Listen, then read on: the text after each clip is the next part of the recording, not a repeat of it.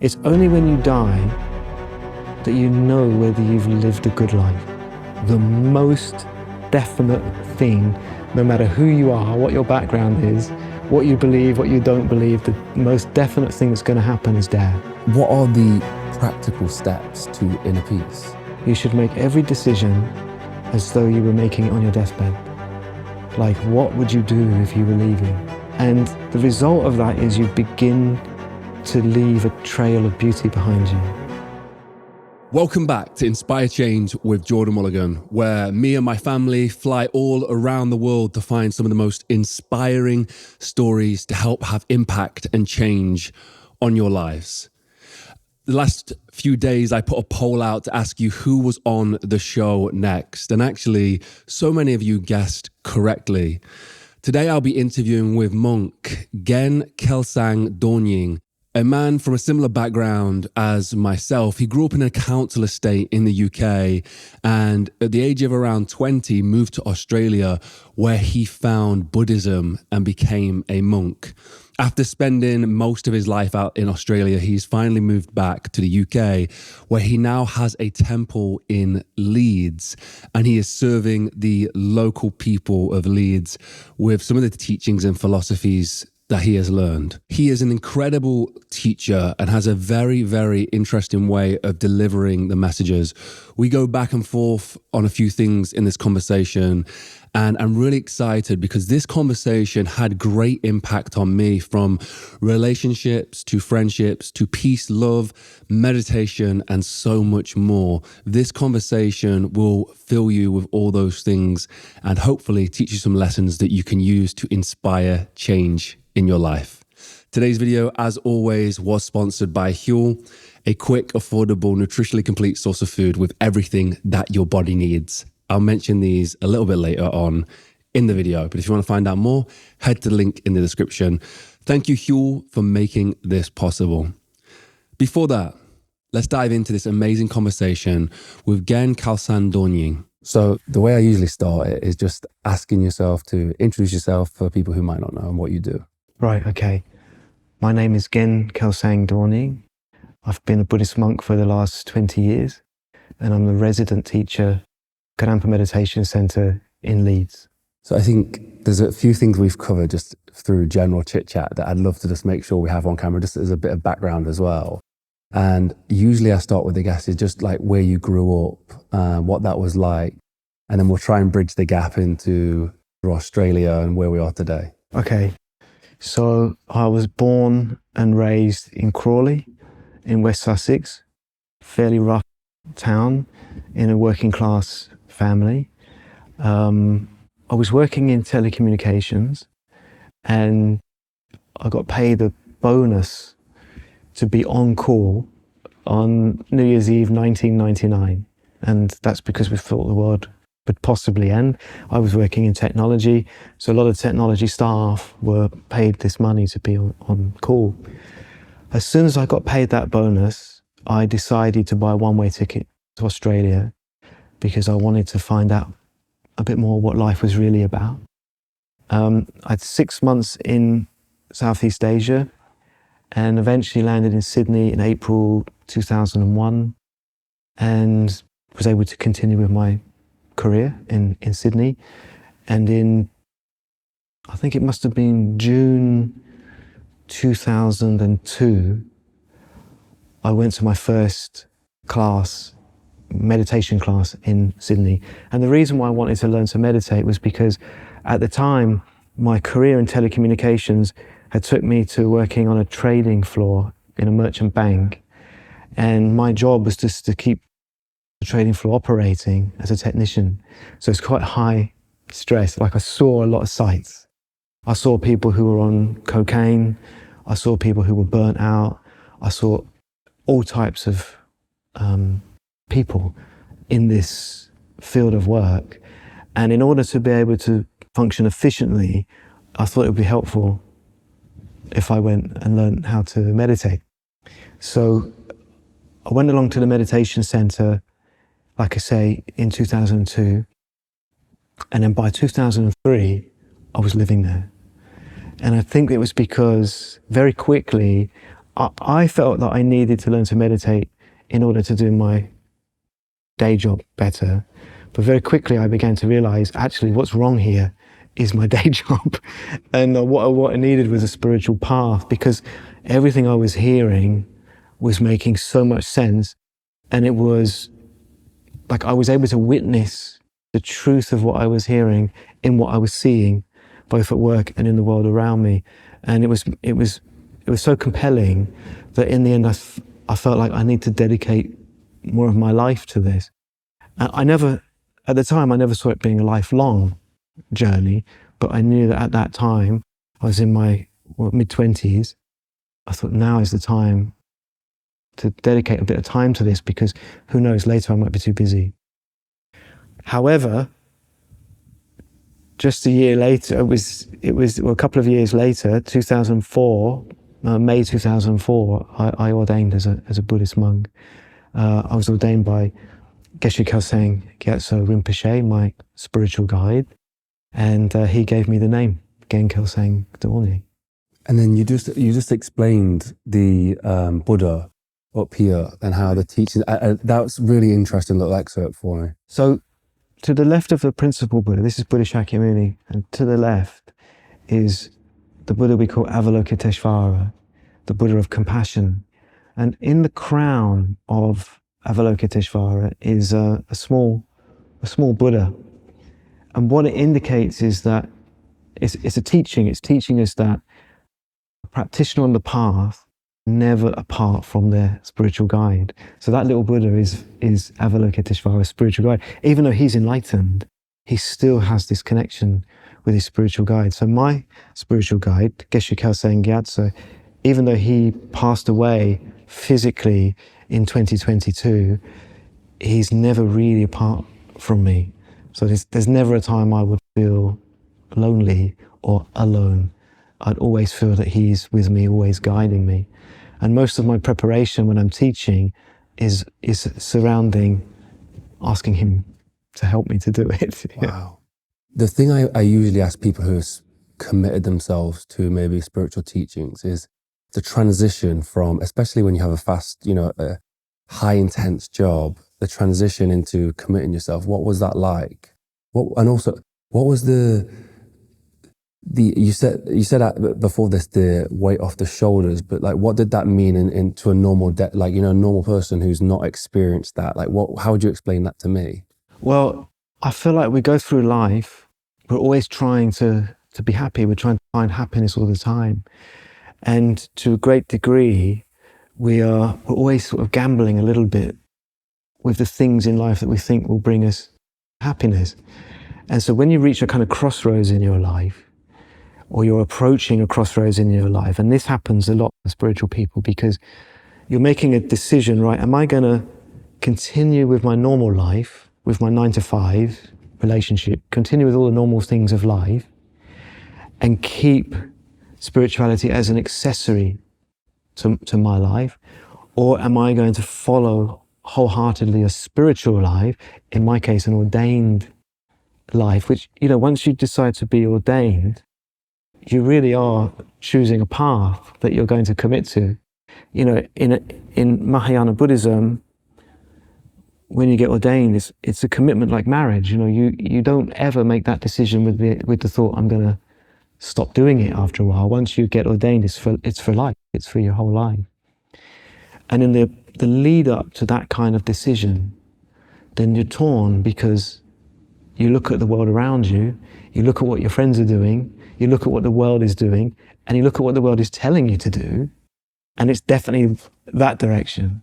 And what you're about to embark on is definitely that direction.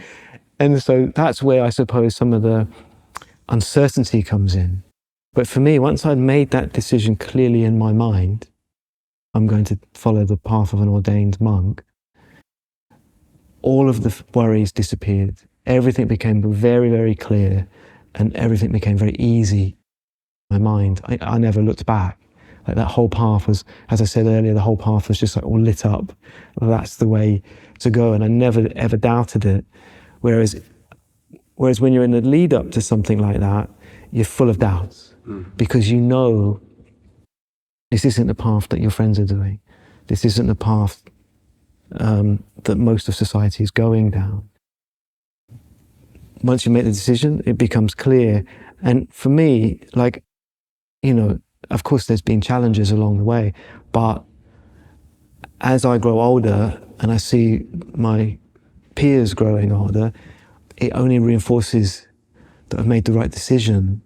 Because, and I'm sure we'll talk more about happiness, but when you know that happiness depends upon a peaceful mind, in fact, we say in our tradition that happiness is defined as the experience of pleasant feelings that arise from mental peace.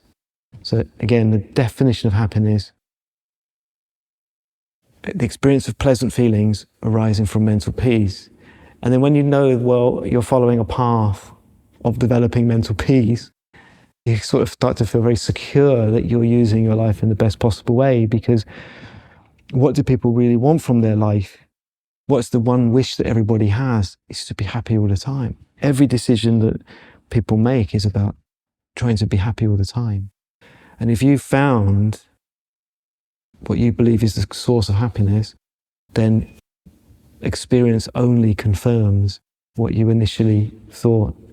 I remember before, again, with this lead up to becoming an ordained monk, I was the assistant of another monk who was teaching in Sydney. And he used to teach in different areas of Sydney, and I would go with him. And there was these just little encounters that really crystallized it for me. There's two, I'll share the stories with you. One was, I pulled into the petrol station to fill up the car, and he was sitting in the car. I was just filling up the tank, and opposite the petrol station was this new development of these tiny but luxurious units being built. And he gets out of the car and he walks up to me and he put his arm around me and he said, if you work hard enough for long enough, you can live in one of them.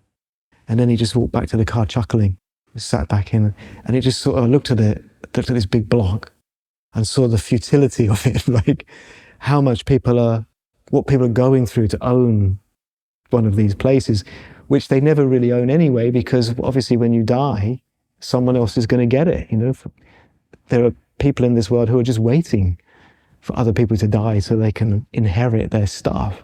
So you never really own it anyway. And then later, the same person, I think I was considering being a monk, and I said to him, I'd really like to follow in the footsteps of Buddha, and but I don't know. And he said, well, what are you not sure about? And I said, well, what about my, in Australia we call it the superannuation pension fund. Yeah? So I said, what about my superannuation, my pension? And he said, oh yeah, good point. He said, why is that important to you? And I said, well, you know, I'm going to need this money when I'm old. And he said, right. He said, why do you need money when you're old? I said, well, I need a place to live. He said, oh, I see, yeah. Why do you need a place to live? And I said, well, you know, I don't want to be sleeping on a bench. I don't want to be homeless. And he said, why is that a problem? And I said, well, it's seasonal, isn't it? It's not very comfortable. Anyway, this kept going on. He kept questioning. And then he said to me, your problem is that you fear being unhappy. And I said, okay, I agree. And then he said, and you believe that if you dedicate your life to the path to happiness, you're going to become unhappy. And that was it. And that was the final teaching. And in the end, that's when I wrote to Venerable Geshe-la, as we call him, or Geshe-la, and I asked him if he would ordain me. Wow. Yeah. There's so much to dive into there, but one thing that's really stood out for me is purpose, because we speak about it quite a lot. And I think, I was curious as to, is the path to happiness through finding purpose through faith, teachings, religion, or can you find purpose outside that box? You know, through an endeavor to help people or serve people in a different way? Yeah, great question. I think before we get into it, I'd like to also stress that the ordained path is not for everybody, and that it's not like Buddhism, and especially our school of Buddhism, it's not exclusive. You know, to practice a spiritual path or Buddhist spiritual path, you don't have to follow the ordained way of life. You can still dedicate yourself to a spiritual path, but your training is different. This is the training of what we would call union, like the union of life, like normal life, and spiritual development. And if you were going to take that path, you would want to use your experience of daily activities, work, relationships, raising the kids, dealing with the stresses and strains of life as your training ground for training your mind. And that's completely possible and is a great part of our tradition as well. In fact, one of the most loved teachers in our tradition is not a monk. You might have seen on the front of the building, but these big posters, because we have a senior teacher coming, our teacher from New York City. Maybe you guys can check him out the next time you're here. He's one of our most senior and most loved teachers, but he's not a monk. He's what we would call a lay practitioner. But in terms of your question about purpose, meaning, direction, I think you sort of hit the nail on the head. Like there's two aspects to spiritual development, I believe, give your life purpose and direction, meaning. One is the quest for happiness, which we touched on already. You know, like according to Buddha, every single living being, including insects and animals, have the principal wish to be happy all the time. And in every decision that they subsequently make, is informed and motivated by this wish.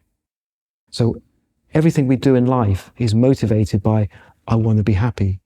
And some people might argue, well, you know, sometimes I do things I don't want to do. But when you do things you don't want to do, you're motivated by the consequence of not doing it. But it's still related to the overall wish, I want to be happy. Like, you know that if you don't do this thing, consequently, it's going to affect your happiness in some way. And so it's interesting, you know, like if you feel that you've found in life the thing that makes you happy and that motivates you, the quality of what you do is up here. But if you're motivated by the consequence of not doing it, the quality is down here. Like if you think of a job that you hate, how well will you do that job? You will do it enough that you won't get fired because you fear the consequences of losing your job, which will affect your overall happiness. But if you feel that that job is where you get your happiness, then you will put your whole heart into it. So there's a sort of psychology of life that begins with this aspiration, I want to be happy. And I guess from a spiritual perspective, either as a layperson or as a monk or a nun, it's the psychology of a spiritual practitioner is built entirely on this wish. And so what Buddha is saying is any subsequent wish that is in any way at odds with your principal wish, you're going away from the meaning of your life.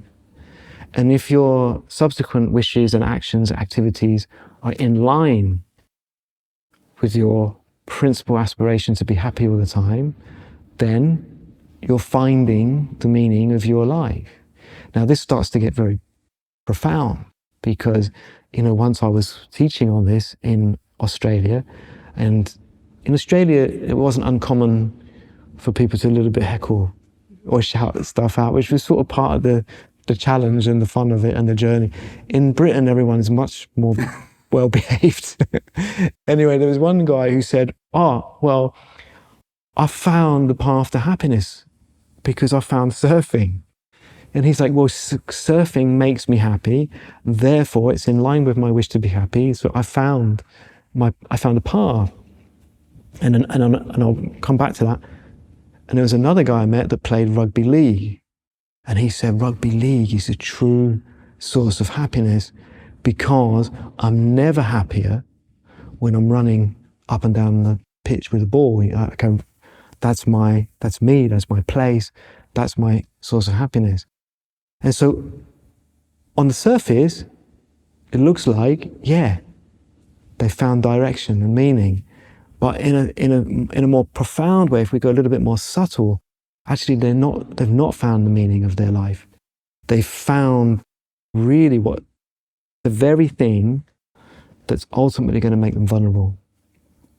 Like just with the guy with the rugby ball, with the rugby league guy, if he believes that playing rugby is the only source of his true happiness, then the more he's running, the happier he should become.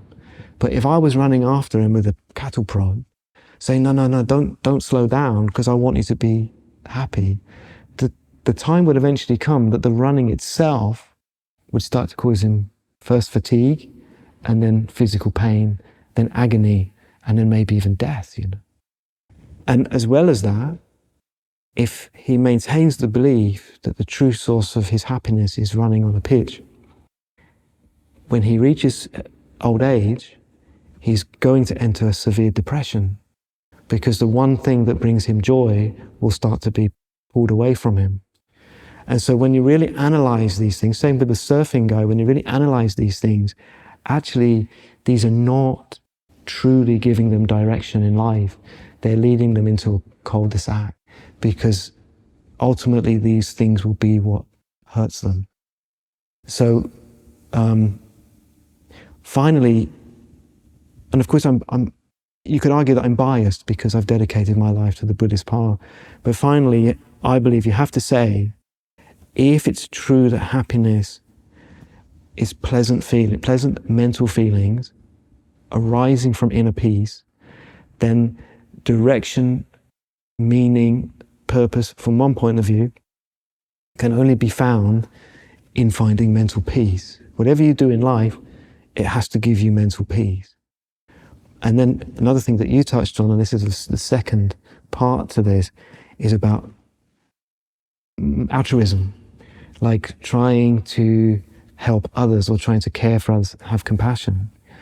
Once we start to understand the meaning of happiness and the meaning of suffering, which we haven't really spoken about too much so far, but once we start to understand the meaning of happiness, and we start to see how people are making so many mistakes about happiness, and these mistakes are often leading to addiction, depression, and all kinds of other problems in their life, if we can then start to become a guide for others, like dedicate our life, that doesn't necessarily mean interfering. Like, it doesn't necessarily mean that I would walk around Leeds and say, all right, mate, you look miserable. You've probably got wrong aspirations. But in our heart, we start to become motivated to be the best person we can for the sake of guiding others to happiness. It may be that you have very little opportunity to put that into practice, like to actually help people. Those opportunities may become maybe few and far between, but you still find purpose in trying to become that person. And if you feel like, if you start to think, well, all right, I need to be out there helping people, then you've slightly lost the aspiration, because you've already allowed yourself to become dependent.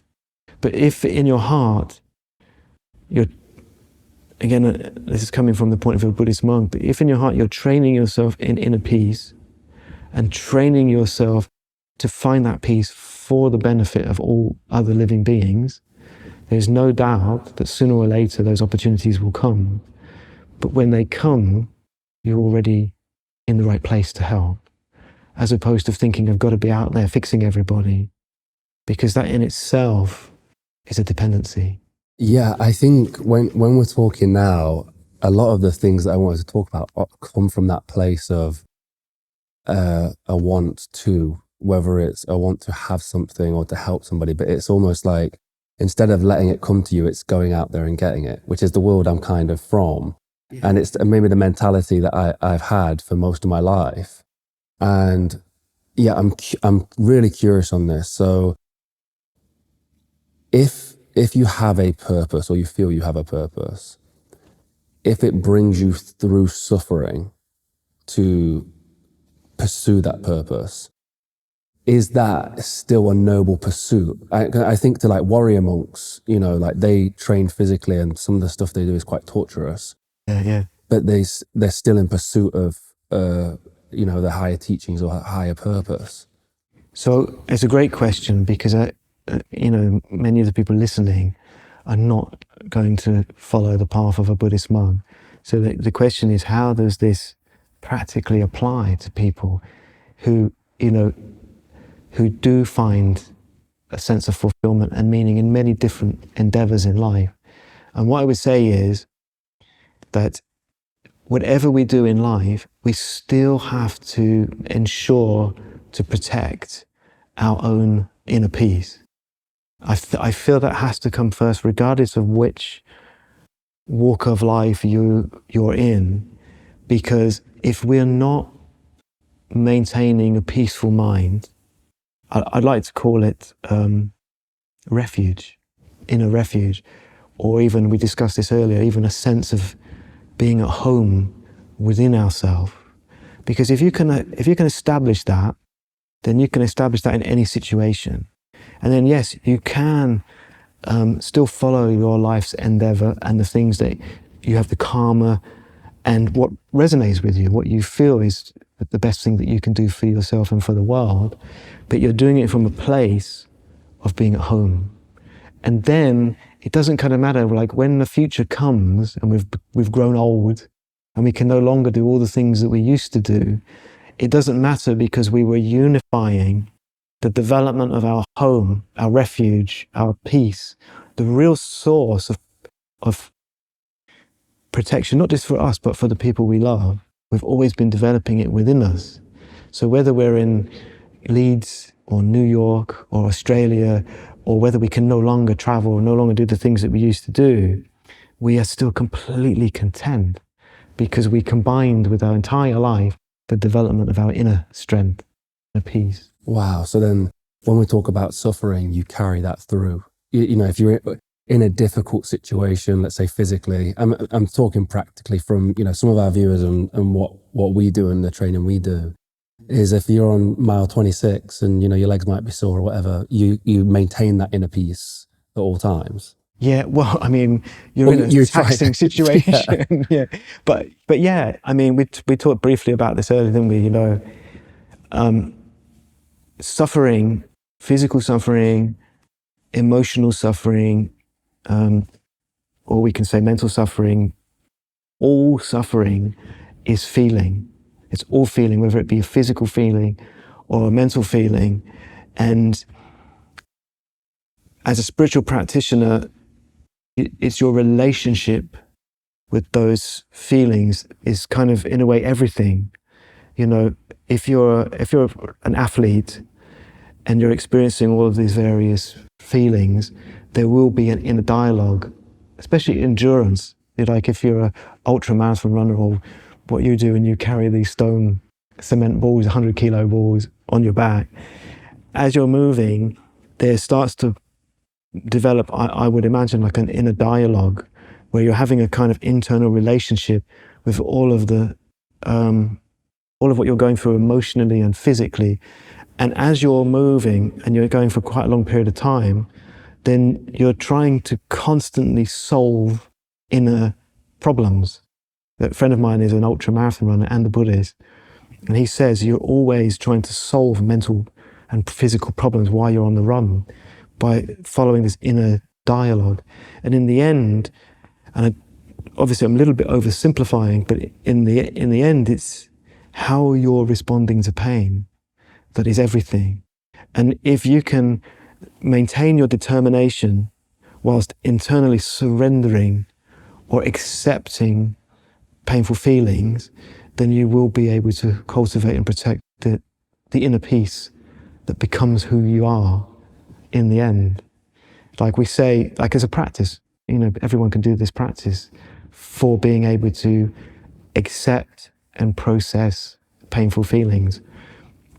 We say the first thing is, whether it be a physical feeling or an emotional feeling, the first thing is we should try never to panic. but identify it as a feeling. That's the first thing. This is not physical, it's feeling. So it has no shape, no color, no form, no tactile sensation. It's almost not there, and yet it has so much power over us, but it's just a feeling. So we say, just as a storm has no power to destroy the sky, we should think this feeling has no power to destroy my mind. And that way we can accept. And then the next stage is to experience the feeling and investigate its nature. So we accept first, which means to welcome wholeheartedly this feeling or whatever's arising, having given up the idea that things should be anything other than the way they are. And you should learn those words because it will come in handy. I welcome wholeheartedly whatever arises, having given up the idea that things should be anything other than the way they are.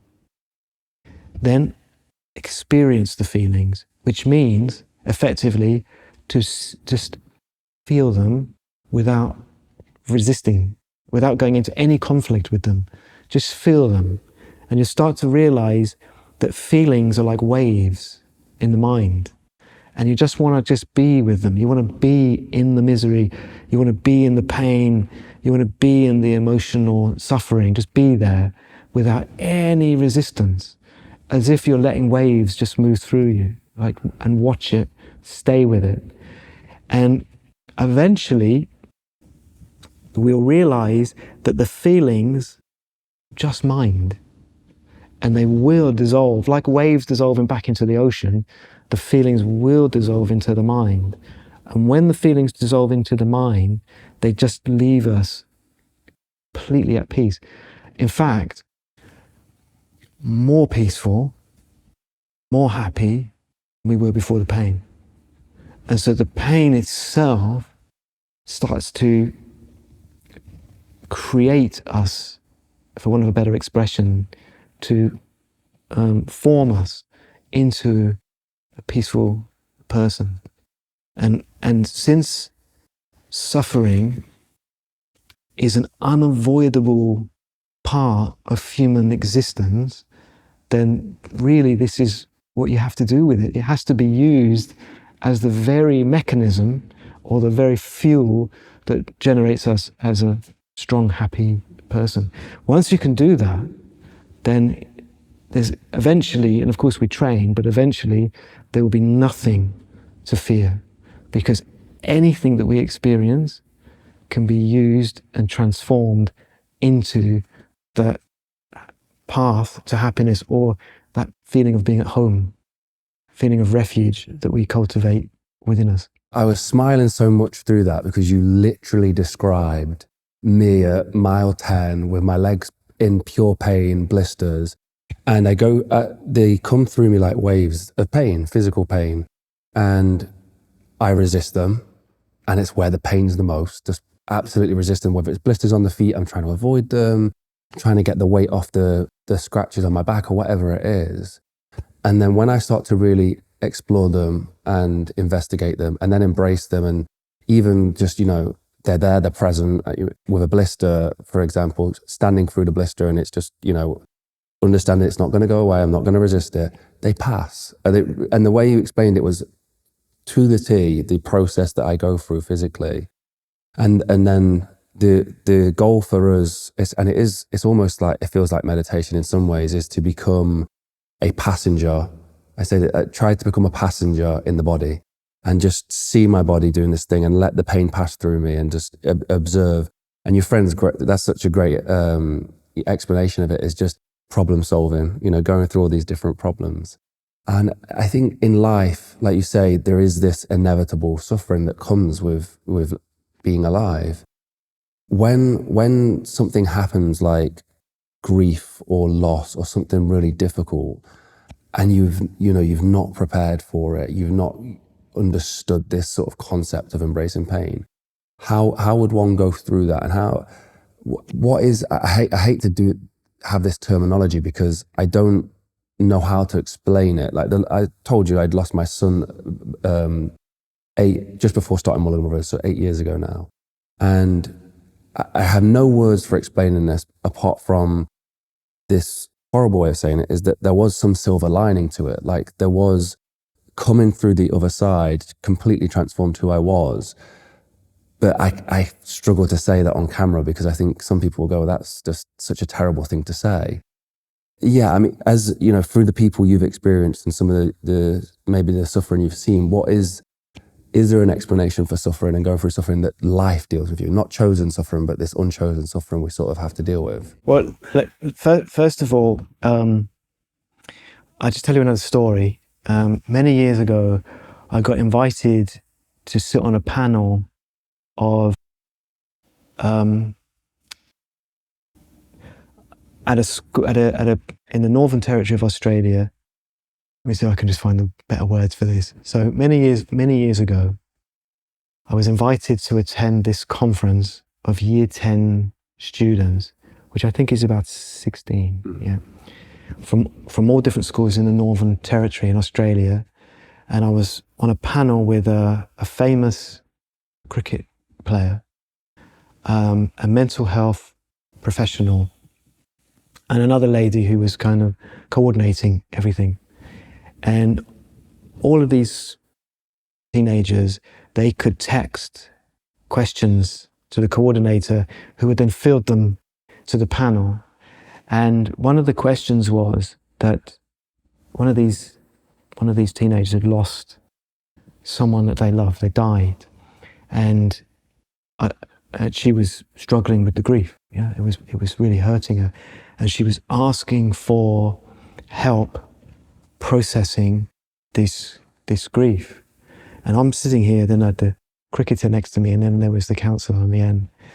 And the counsellor says, what you need to do is you need to create a new network. So if this was the person that you were relying on, what you need to do now is transfer that to someone else, another family member, another friend, and you've got to start to really rely on them. Meanwhile, the cricketer is leaned across like this to me and said, I've got nothing. And so fortunately, they went straight to me next. And I was listening to the counsellor, and I was thinking, well, this person is in pain because they've lost someone that they're relying on for their emotional support. And if they transfer that dependency onto someone else, they're not really solving the problem. They're really just kicking the can down the road, because if anything happens to the person that they're now relying on for their emotional support, they're going to be back in the same position of vulnerability again, because they're dependent. They continue dependent. And so it seems to me that when dealing with this unchosen suffering and grief that comes in life, you still have to ultimately find, I'm not saying that we shouldn't rely on loved ones for emotional support, but ultimately we have to find the answers to this pain within ourselves, and we need to start to regard ourselves as being the emotional support for others, as opposed to becoming too dependent upon others. And in terms of like how to process grief in a way that makes us a stronger person, I always say first thing is to follow this process of accepting pain, because whether it's physical pain or emotional pain, it's still pain. And sometimes you don't want to look at it, but you have to. Like, you have to just stop and be in pain. And as you start to develop this ability to have a relationship with your own pain and suffering, you can then start to consider all the people in the world who have had the same pain. So like with this person, this girl, I said to her, like, right now, millions of people in this world are losing their loved ones. If you can open your heart to them, knowing that you know what they're going through, that change in perspective is not only going to bring you peace, just a change in perspective. Because when we're experiencing grief or pain, everything is focused here, like all the spotlights are on us. But when you start to think there are millions of people going through this, the intensity of that focus is going out. It's changed. And so instead of feeling like almost like a victim of the circumstances, you start to see that we're in an existence where people go through pain, and we can think, I know their pain because I've had it. And what happens is it starts to turn into compassion. Like, I know what they're going through, and in your mind's eye, in your imagination, you can see their grief. And I think sometimes it will make you cry, like you can have tears running down your cheeks, but deep in your heart, there's this peace, because that compassion is beautiful. Like, it's a connection with your fellow human, it's with other beings, and it's what makes us special, is that compassionate, loving nature. And when you connect to it, it's, again, going back to finding direction and purpose. You're sort of connecting with the meaning of your life, because you're realizing who you really are as a person. And that can be so cathartic, so healing, so beautiful, and so humbling.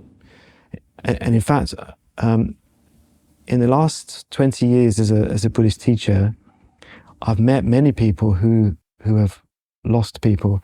And the most tragic of these are the people whose children have taken their own lives. And I've seen this. I've seen it too often, actually. It's a little bit breaks my heart to think about it. Like, when these kids go through this depression and they take their own life, they don't realize the pain that they're going to cause their parents or brothers and sisters. And I met a lady who found her daughter. Her daughter had killed herself, hung herself, and I met the mother who found her, and she was coming to classes to try to get through this. And I could see the devastation in her. And then one day we were talking, and I just had to say, you're never going to be the person you were before this happened. But it doesn't mean you won't become happy. But you're going to become a much deeper person, because you have to connect. You have to go through this practice, and you have to find that beauty within you through connecting with everyone else who's going through pain. And so, yes, you're going to find peace. You're going to be happy, but you'll never be that person again. Now, from one point of view, that's scary. Another point of view, maybe it's the meaning of her life.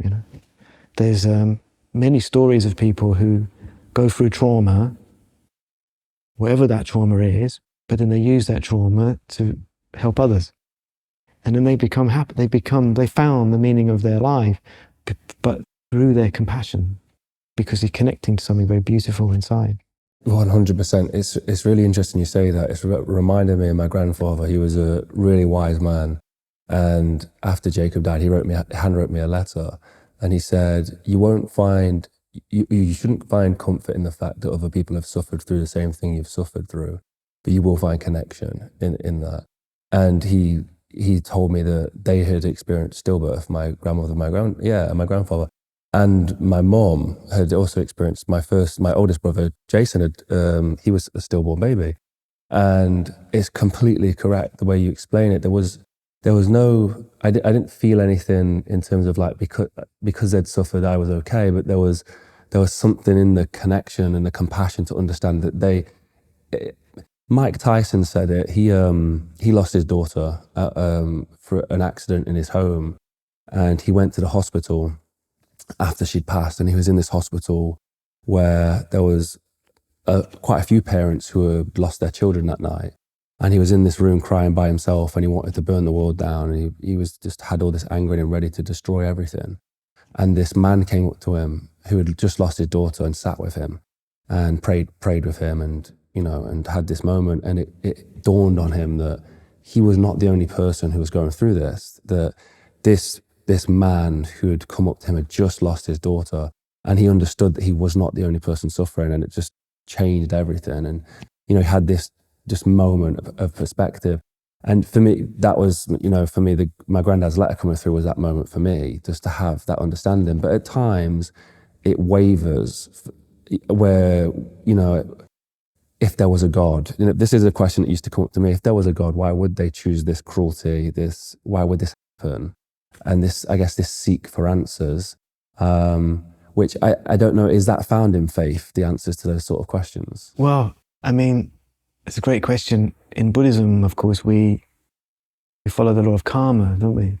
So with the law of karma, there can be no experience that we have not at some point in the past created in a previous life. So in Buddhism, we say there is no authority, no third-party authority that has the power to send you suffering. There's no authority that says you should go to hell, or you should go here. In Buddhism, it's all created by karma. And one way to understand this is really to begin looking at the concept of death. So if right now this was a dream, if we were dreaming this, and it could be a dream because dreams are a little bit unusual. If this was a dream, then it would mean that somewhere we have a body in bed, right? And yet we have come to this place, this world, and we're having this discussion in this beautiful place. But if this is a dream, at some point, we have to go back to that body in that bed and then carry on. And then very quickly this will all be forgotten about as we muesli or whatever. And what Buddha taught was, if we came to this dream world and then died, like that body died, we wouldn't be going back there, we would live here. And that is effectively what we call rebirth, reincarnation. Like reincarnation is not like us physically going somewhere, it's like going into a dream whereby we don't come back again. And that's why when we're in a dream, we don't know we're dreaming. We don't have any sense of having a body that's sleeping somewhere. We're just getting on with our life. And that's why I think, especially for modern people, why the notion of future lives is so difficult to grasp. Because if you're in a dream, you don't have any recollection of anything beyond that dream. So in a similar way, at some point we died and we were trapped in this world. We don't remember being in a bed anywhere else before. We have no recollection of it. But to go back to the dream, if you go to a dream, into a dream world, everything you have in that dream is coming out of your mind. Every experience, any wealth that you have, any resources, it's all coming out of your mind. Like if you fall asleep and you're very peaceful when you fall asleep, more often than not, you're going to go to a nice dream. And in that dream, it's going to be very comfortable. You're physically going to feel comfortable. Things are going to go your way. It's going to be a nice dream. If you fall asleep in a disturbed state of mind, you're going to have fitful, restless sleep, and you're going to have bad dreams. And in those dreams, you're going to feel like you're not getting things done, or you're not getting anywhere, or you can't get what you want, or things are going wrong for you. And what it's saying is that the mind has within it all of these potentials for all these different experiences, for good things to happen, for bad things to happen. And that is essentially what karma means. We have within our mental continuum potentials for so many things to happen and so many experiences to have.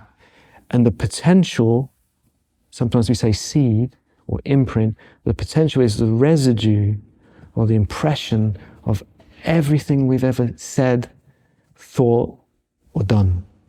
If we're a person who is habitually angry, then as we go through life, we become rich in the imprints or potentials of anger. And then it becomes increasingly hard to be happy as we get older, because we're so rich in potentials for unhappiness. Then when we die, one of those potentials is going to take us to a quote unquote dream where it's going to be difficult for us. And so if we, and of course people watching this or listening to this are going to have all different kind of belief systems, but if we can be somewhat open to this, it really starts to give explanation to all of the various things that happen in life. But it also helps us to kind of develop a lightness, knowing that whatever does happen to us can be a teacher.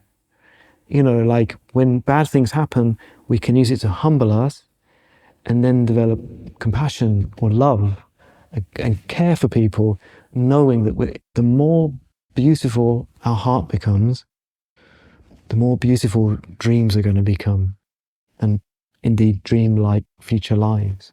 So that's how Buddhists reconcile suffering. So what are the practical steps to inner peace?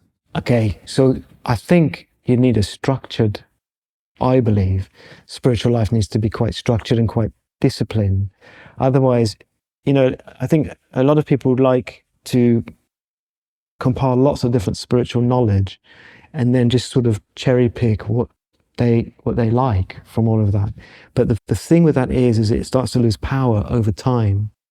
Whereas, you know, for me, you know, as you know, like I follow my spiritual master or my spiritual guide, Gen Kelsang Dornying, and I believe ever since day one, he presented me with a step-by-step process of meditation, which we call, in Tibetan it's called Lamrim, and in English we call it stages of the path. It begins by recognizing that you have a life that enables you to train your mind. You know, we're not, like if we were born as a dog, then we would just be attached to food or our owner. So a dog, you can't, I know we're sort of departing a little bit from the question, but have you got a dog? My mum has a dog, yeah. Right. Generally dogs, if you leave them alone, they become really, really miserable, because a dog's greatest problem is attachment. Yeah, it makes that completely for my mum's. You leave it alone, yeah. And then as a result, when you come home, it's overexcited because it's become so miserable in your absence that when it sees you, it becomes overexcited. Some dogs, they even, you know, they let out a little wee, don't they? Because they can't control themselves because they're so excited to see their owner. Now, or you put down a bowl of food for a dog, it just hoovers it up. It doesn't really savor it, does it? You know, you can't say, well, the dog isn't thinking, oh, this rabbit and liver, it's real great. It's really great on the palate. Like it's just so filled with craving in every aspect of its mind. It's out of control. Now, you can't say to a dog, now, listen, Rover, you need to meditate. Like you need to control your mind. You need to recognize, you can't. There's no way of communicating spiritual matters to an animal. But we're not that. Like we have enormous potential for spiritual development. And the first stage of the Buddhist spiritual path is to recognize, but certainly within the presentation in our school, is to recognize you have the opportunity, you have this vast spiritual potential. And then the second stage, which we've touched on, is to understand deeply two main things. One, the most definite thing in this world is you will die.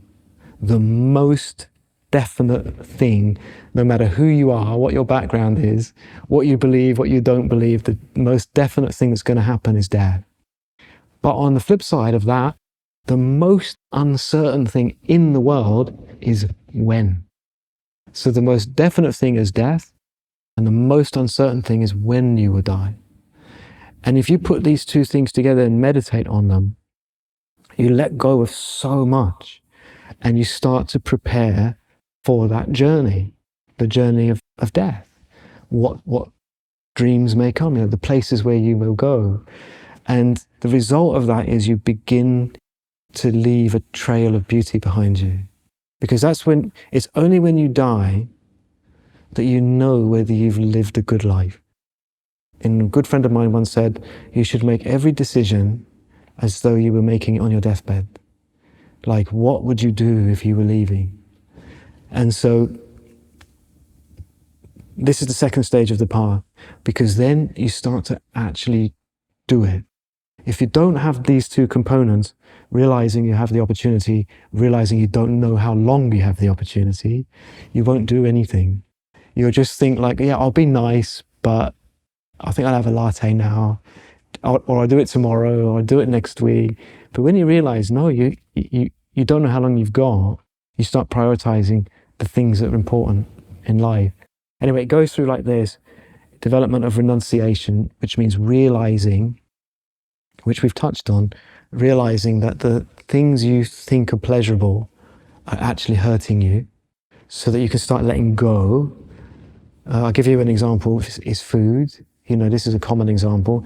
If it's Friday night, you haven't eaten, you're getting a takeaway, you would believe that food will make you happy. But actually that's just your mind deceiving you, because if you get a pizza or whatever, and then you eat a whole pizza, very quickly you experience neutral feelings. But if you were to keep going, you're still trying to be happy, you're still putting the food in, your stomach's expanding, eventually it's going to turn into pain. So I always find eating is such a good analogy, because you really believe that when you get that delicious food into your mouth, that happiness will come. But when it's in your mouth, there's an overriding need to swallow, because you sort of want to merge with it. Like, it's not like holding food in your mouth makes you happy. It makes you frustrated. Like, you know, sometimes we're told you need to chew 20 times before you swallow. But actually doing that is a little bit frustrating, because you want to swallow it. But the moment that you swallow the food, it's gone. And there wasn't any happiness. So, but that's okay, because you just have another bite. But this process continues while your stomach's expanding. So without ever finding happiness, we go from believing happiness is coming to becoming uncomfortable, with actual no experience of happiness, no real experience of happiness. And if we take that as an analogy or a metaphor, you can see how many people end up just wandering through life, kind of aimlessly, thinking the next pleasurable experience will be it. But they're all like eating. We get the experience, but we don't ever get it in the way we want to get it, because it's not giving us the satisfaction that we hope for. And of course, the reason for this is because genuine satisfaction has to arise from within us. So we have to meditate on this quite deeply for us to be able to let go of those distractions. Otherwise, again, we never really still the mind. And then we develop into love and compassion, and then finally looking at the more philosophical meditations on what is reality, like the true nature of reality, or the, as we touched on, the dream-like nature of all things, and how mind is like the architect of our experiences.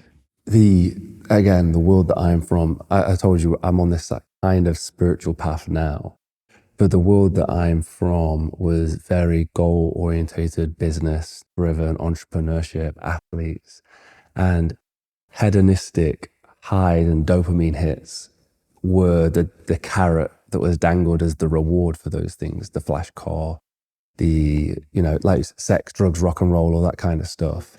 And we are taught that, I think, especially in today's world of social media, that's the thing that to aspire to, almost like worshipped upon by millions and millions of people. How do you get the switch? I mean, have you seen people from those worlds have that pivotal moment where they understand that actually it's already there if I choose for it to already be there? Like the inner peace and the happiness can already be there if I start to choose that. Yeah. And it's not in the things. Yeah, I mean, it's an interesting question. I've got a few answers for you. It's an interesting question because you know, I've taught in cities all over the world, like Sydney and London and so on. And sometimes the people listening, their whole life is this kind of worldly ambition. And sometimes it can sort of sound like they're being told, no, like, don't do that anymore. But I don't know if I would go to the extreme of saying that. I like the idea of being more informed about spiritual matters and creating, as I said, like a union of living the life that you sort of have the karma to live, but knowing that if you go to the extreme of that, there's no reward in the end. Ultimately, you won't have anything because you won't be prepared for aging, sickness, and death.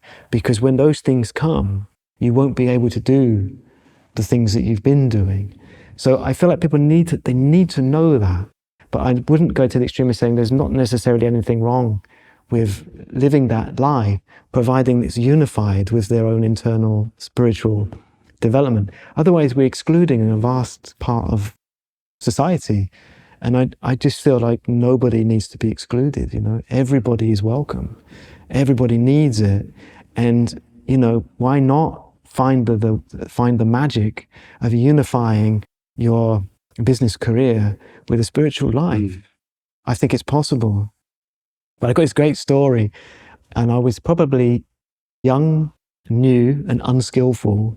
But when I was working in the bank in Sydney, you know, in these corporate settings, you have like a cubicle with a desk, and the bank that I used to work for, they used to have a recruitment program, graduate program, but they would take the cream of Sydney's graduates and then train them, groom them to become the future leaders of the organization. And so these were kind of highly driven people, you know. And I was working at my desk, and one of these graduates came over and leant on my partition and said, "What's your 10-year plan?" Like this. Now, I had just begun to study Buddhism, and the topic I was studying was death.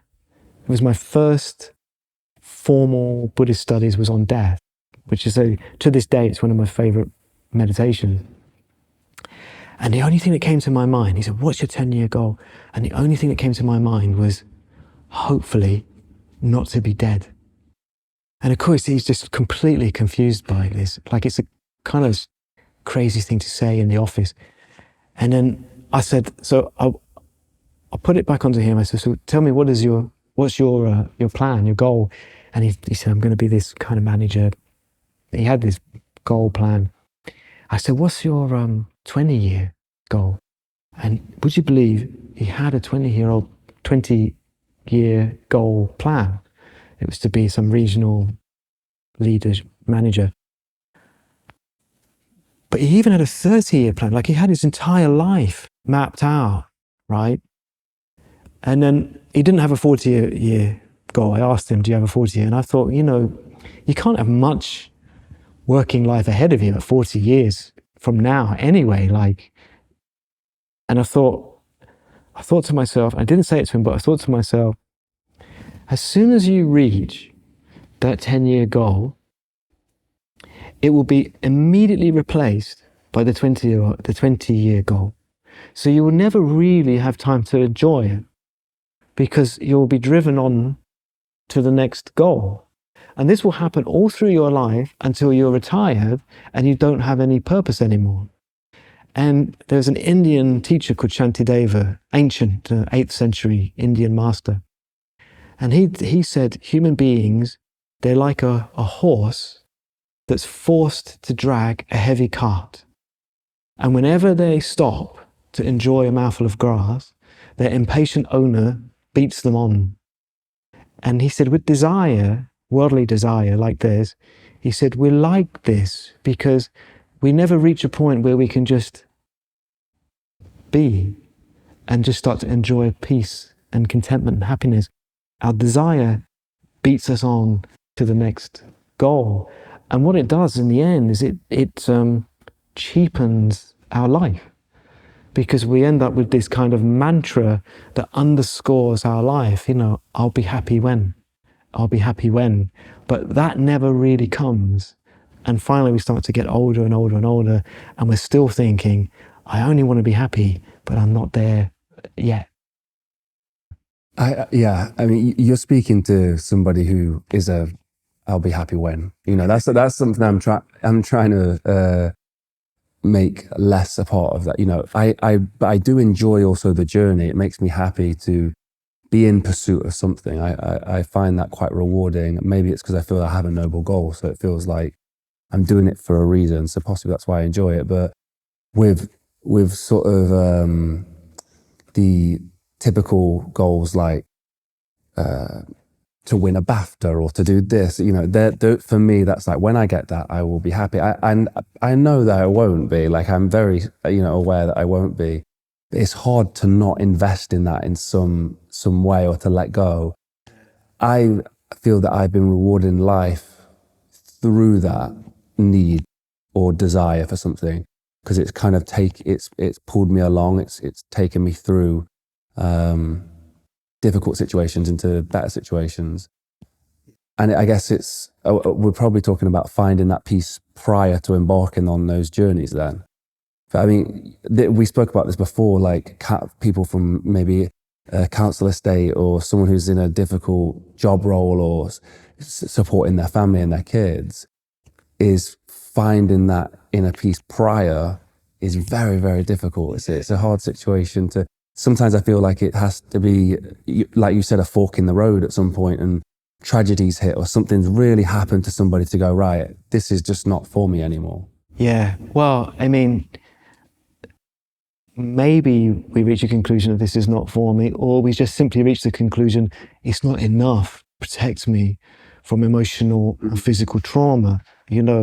As we mentioned earlier, I think it's just important that our eyes are open to the fact that these things don't necessarily protect us. They function very, very well while we have the physical, mental conditions to be able to do them. But if we put all of our eggs in that basket, which most people do, is nothing unusual, but then when we reach the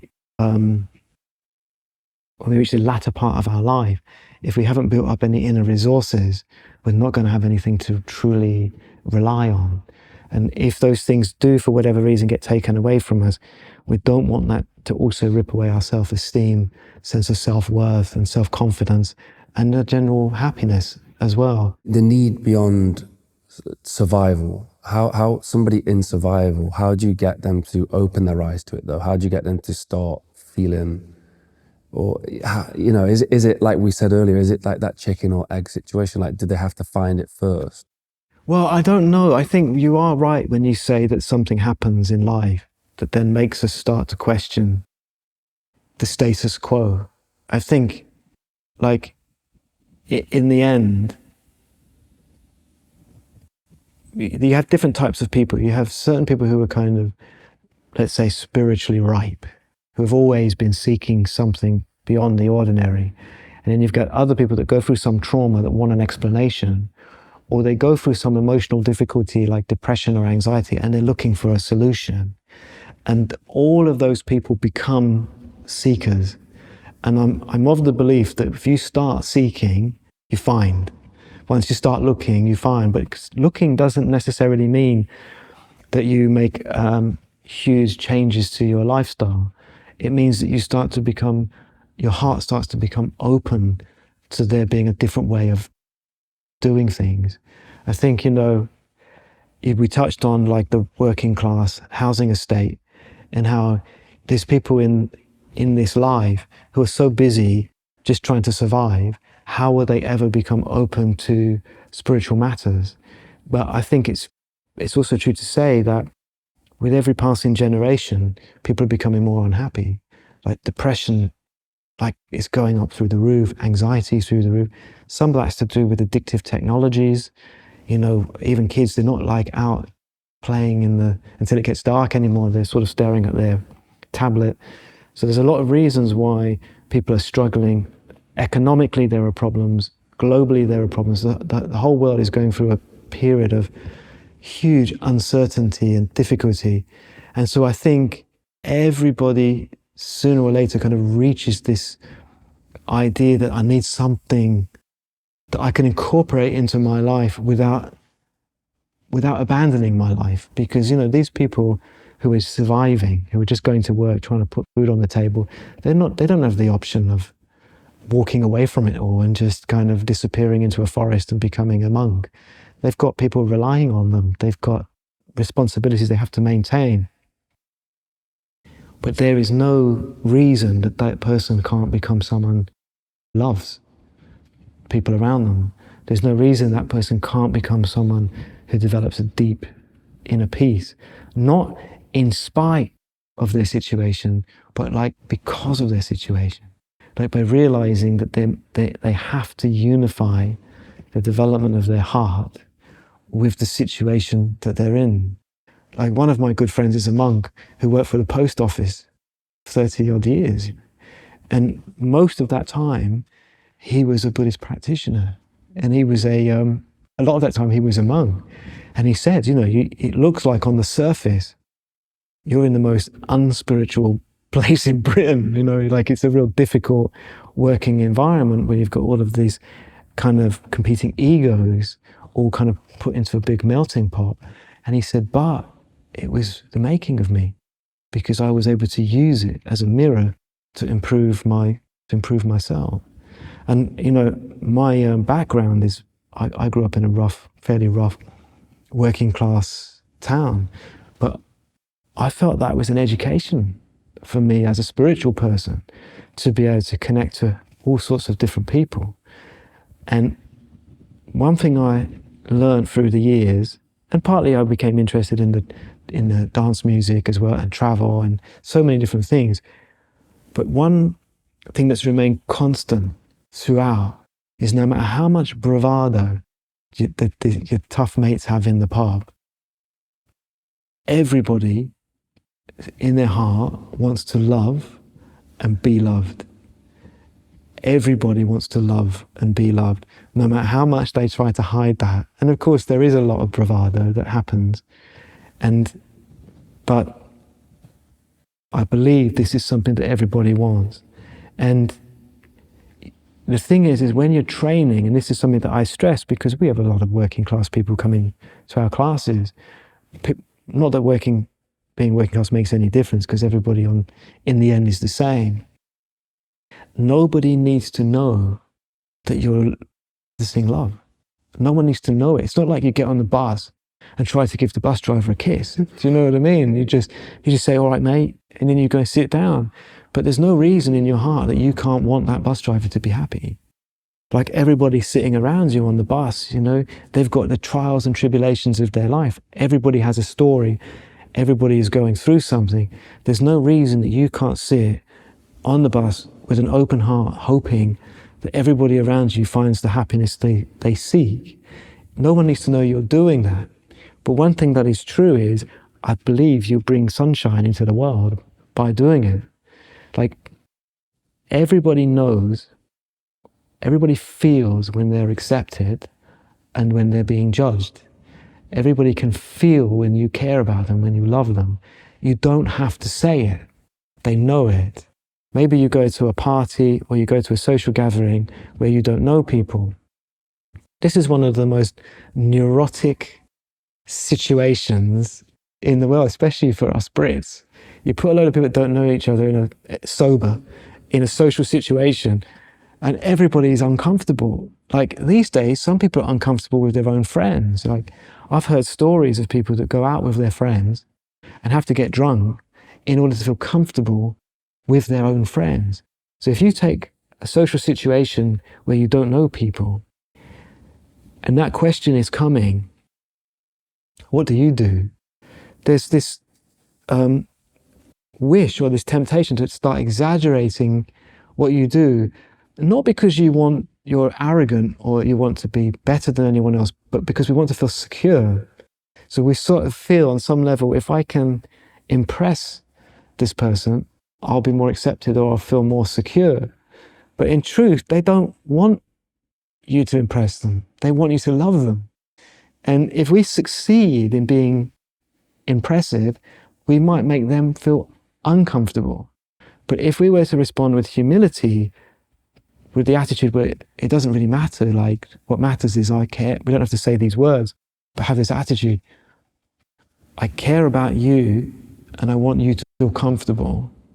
They won't know why, but they will like us. And they'll feel comfortable in our company. And maybe they'll go up to the person who's throwing the party and say, oh, I just met your friend. Oh, they're really nice. I had a really nice time with them. They won't be able to put their finger on it, but it's because we care about them. Now, I believe that it doesn't matter what your background is, what you do for a living. Everybody needs this because it's healing the mind. It's freeing us from emotional problems, and it will start to make our world a better place. I hope you're enjoying this episode so far. The favorite part of this conversation for me was right at the end, where we spoke about how to implement acceptance and love for everyone, and why that's really, really crucial to be able to move forward in your life, whether it's trying to be successful in any endeavor, because you remove those blockages. Today's video was powered by Huel, as always. Huel has been an absolutely amazing product for us that we've used for the last few years as we fly around the world to make these projects happen, knowing that I can reach in my bag with something that has all the nutritional requirements, it has all the calories, the protein, and everything that my body needs in a bottle has been an absolute game changer. So if you want to find out more about Huel, head to the link in the description where they have some offers down below. Thank you to Huel for making this possible, and I really do use this all the time. I consume so much Huel, it's crazy. It saves me so much time, and it helps my performance with the charity event that I'm doing at the moment. If you want to find out more about that, there is a documentary coming soon. But thank you to Huel for supplying us and sponsoring this video. Let's dive back into the episode. Some of the comments we've had on videos that have circled around the theme of love before and how to find love or that kind of stuff is there's quite a large portion of comments is like, well, yeah, but nobody loves me. No, I'm not loved. Nobody loves me. I'm incapable of being loved. Yeah. And is the answer that you're saying you need to love? You need to love to be loved? Oh, this is a great question. Yeah, this is like I really like this point because it's so common. Like this idea, I need to be loved, or I'm unlovable, or people don't love me. Or related to this is you have to love yourself before you can love others. Or I loved once and I got hurt, so I'm never going to love again. There's all of these common arguments, or objections that come up when we talk about this. Now, first of all, what we have to have within us is love. And for there to be love within us, we have to love other people. If we try to love ourselves, I don't know if you've actually thought about how to do this practically. The idea of actually loving yourself, like whether that means you wrap your arms around yourself or what, but it becomes an extremely difficult thing to do because it's very difficult to work out what it is you're actually loving. Like if you look into your heart, it's just clarity of mind. So, but if you love others, you develop a warm heart, feeling of being close to others, you develop affection. Once you have affection in your mind, you like the person you are. And so whether or not people love you or not is irrelevant. If you like the person you are, if you're comfortable in your own skin, if you have self-esteem because you know and you feel that you have good qualities, because you have a good heart, you don't need anyone to love you. Of course, people are drawn to that. You don't need to worry about whether people will love you or not. If you care for people genuinely, and I'll talk about the mistakes that we can make in that department as well, but if we care for people genuinely, if we have a warm heart and a feeling of being close to others, we will not only be completely contented with the person we are, but of course, people will be drawn to us. I feel where the mistake happens is we confuse love with attachment. And we feel that we want to be needed, and we want people to need us. Yeah, this is unhealthy. This is what leads to the common, like the codependency relationships, the narcissistic codependent relationship, all of these things, they're all the same mind, all coming from attachment, whether it's a narcissistic mind or a codependent mind, it's all coming from the same place. It's not love. In that situation, we're focused on ourselves. This is like, maybe we could call this self-love. And where we think, I'm important and I need something from someone else. It's a very selfish mind. It's often confused with love. Like if you think of some of the lyrics of love songs, I can't live if living is without you. And then imagine that someone came to your front door and said, oh, hi, just want you to know, I can't live if living is without you. You'd be like, back away from the door, I'm phoning the police. Like, it's a stalker mind, right? And so many song lyrics are actually, if you really listen to the words, they're very much like obsessive, stalker-like words that is very unhealthy and that you would never really want in a relationship. Whereas true love is it's pure. True love is like, I want you to be happy. It's quite simple. Like all our energies, instead of coming in, what about me? It's going out, like, what about you? And it's so beautiful and it's so healthy and it never hurts. It will never hurt you. Why? Because it is by nature the experience of peace. Therefore, it's what we would call a true source of happiness. So if you love somebody truly, you will always be happy. Now, commonly, people to that would say, well, what if I do that, I could become a doormat. People might take advantage of my kindness, of my love. They won't. Because you're already at peace, because you're happy, you see what's going on. When we're attached to someone, like when we're only focused on our own happiness, and then we develop, to fulfill that wish, we develop attachment to someone, it's effectively like giving them the keys to our happiness. As soon as you're attached to someone, we've all been in a relationship where we are more attached to someone than they are to us. As soon as you're in that dynamic, they can do whatever they like. They can treat us badly and we'll go back for more because we've become dependent on their approval, on their validation, on everything they want, because we're afraid that if we lose them, we lose our happiness. So love will never make us a doormat, but self-love or self-cherishing, giving rise to attachment and dependency, will always make us a doormat. Always. Whereas love is free. Once I went to a wedding, Christian wedding, and a minister in the church, he said to these were two of my friends getting married, and the minister said, look at the pillars in the church. He said, they're a little bit far apart. If they were too close together, the roof would fall off. And then he said, that's my advice for your wedding, for your marriage. Like true love means just let them be who they are and support them, wish for them to be happy. Whereas normally we confuse attachment for love, which is when we want to grab hold of them and pull them towards us. And if you develop that mind, you become vulnerable and lots of problems come. But whereas if you give them space, just want them to be happy, you can never be manipulated. They can never take advantage. And if they do start behaving in unhealthy ways, of course, you love them, so you try to help them.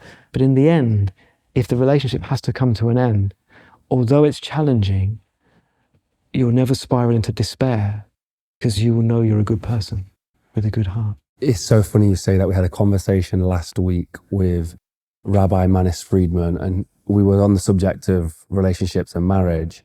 And he said, if you really want a good relationship, wake up each morning and think how you can serve your partner, not yourself.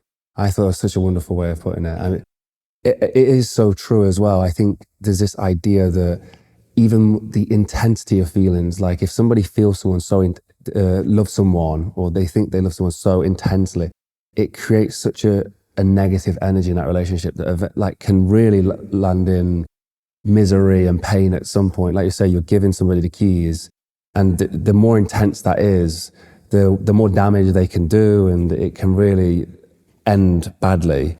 I'm curious again with the love and giving love to everybody. If somebody is to cause you suffering or to cause difficulty, how do you give love? Do you just avoid them? Yeah, well, you can always love people from a distance, of course. You know, if someone doesn't like you or has hurt you or plans to hurt you, it's not really wise to put yourself in that position to be hurt. But it doesn't mean that you need to abandon your love. Of course, we're training, so your capacity to love others grows as your training grows. But you don't need to be geographically in the same location as someone to love them. And so if they are a harmful person towards you, you can love them from a distance. But you should never close your heart to anybody, or at least maintain the wish or the intention not to close your heart. Because once your love starts to die, part of you is going. You know, instead of like, you need to justify my love, it needs to be more, I'm going to love you whether you like it or not. Because that's my heart, that's my development, that's my happiness. And so when someone hurts us, we need to remember something is going wrong for them.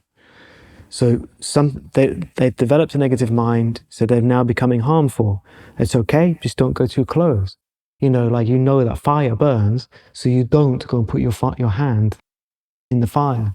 In the same way, once someone starts to have some problems, and you know that they've now become a little bit harmful due to something going wrong for them, you don't need to go too close to them. But from a distance, you can still wish for them to get through this and to be happy. But it takes a long time, but I don't like the notion of aggressor-victim. And the reason for that is because it's always a set of circumstances that come together, and then two people play these parts. But I don't think that is inherently existent. I don't think it's fixed like that forever unless we hold on to it. If we call ourselves a victim, if we label ourselves a victim by virtue of the circumstances in which we were harmed, then we will be a victim, because everything is created by our mind. And as a human being, we have so much potential for greatness. Why would you want to settle for being a victim? Once you identify as a victim, you're trapped as a victim. In truth, there is just a dependent related web of causes and conditions that are giving rise to that situation. You know, like, one thing that, I mean, seeing in the UK, there's always a lot of vandalism in the UK, which doesn't really happen in Australia. In Australia, they have public barbecues, which is free to use. And I thought, if they put that in a park in Britain, it wouldn't even last the weekend. You know? Anyway, and you always get this idea that there's like curtain twitchers. So if there was a kid vandalizing a bus stop and someone was looking out the window, it's quite common to say, I blame the parents. For that kid vandalizing the bus stop, I blame the parents. But if you want to blame the parents, right, then you've got to try to work out, why were the parents the way they were to cause that kid to vandalize that bus stop? So then you have to blame the grandparents. Then, if it's the grandparents' fault, you have to then ask, well, if they're like that, it must be the great-grandparents who raised them in such a way to raise their kids to vandalize the bus stop. And if you keep trying to trace this out, you never really find someone to blame, because everything disappears into like this web of relationships. And now, from one point of view, people might not like that, to hear that, but once you cannot find an object of blame anymore for harm, you become peaceful. Instead of thinking that person is a harmful person, if you no longer find an intrinsic cause of that harm, you have no anger. Because anger must have an object of blame. And if you can eliminate an object of blame, then you no longer have the poison of anger in you. Buddha said, becoming angry with someone is like drinking poison and hoping the other person will die. So you don't want that in you. You want love in you. And so the the reason for having this wisdom, understanding that all things are an interdependent relationship, is it brings you great peace. That's where it's tough, I think. You know, when you've got the natural instincts of protectiveness or survival, to try and overcome the anger situation. Like if somebody punched me in the face, the protectiveness inside of me might skip a few steps of trying to figure out why they did that. And I think that can be the difficulty sometimes. I think that's an exact argument I've heard before, is if somebody punched your sister in the face, would you be as peaceful as you're trying to say that you would be through understanding? Yeah, well, there's a couple of things. Like, first of all, we're training, all right? Now, if this is quite a common objection, you know, like if someone is really hurt by someone else, in truth, the hurt person, right, they're not going to benefit from your revenge. Is that the word? They're not going to benefit from there's another word for it, from when you take out, like taking out revenge. Anyway, the hurt person is not going to benefit from you losing it and attacking that person. The hurt person wants you to care for them. Agreed. I agree with that. The argument, this is exactly how the conversation went. What about the person who gets punched by the same person next time because there wasn't retribution? Well, there's a couple, let's go back, like, because I know this because I know someone whose partner was nearly abducted by a gang. It didn't happen. She got away, right? And so it was all right. But one thing that the partner, what he experienced when he found out, was this deep sense of helplessness and hopelessness. And it was that helplessness and hopelessness that led to him wanting that retribution. And if anything had happened, the problem would have been that he wasn't there.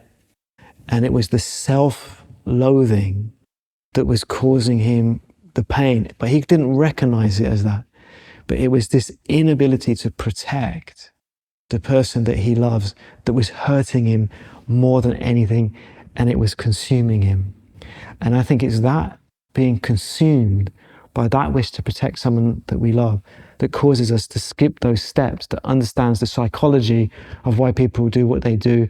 And retribution seems to be the only way to kind of balance the playing field, you know, to somehow even it all up. But all we really do is just bring more hatred into the world, like more darkness into the world. And even though this is theoretical, because I understand that in that situation, the emotions just come and we want to act, but we have to be able to just walk it through logically in order to be able to develop. It's that retribution is not helping that person. Like, in the end, they don't, like anyone who's been harmed, they don't want our retribution. They want our love. They want us to care. And I think if we can see that wish to attack, it's not really coming from a wish to protect. It's coming from something within us that we weren't there, or there's something that we couldn't do at the time that's eating us up. If we can see that quite deeply, that it's the love and care that we will, from this point on, always be there for them as much as we can, that will help us to be able to reconcile and process that situation that happened. That being said, if you're there and you've got as peaceful mind as possible, you shouldn't let that happen. Like, I don't feel there's any contradiction to being able to step in and stop that situation from happening if you can.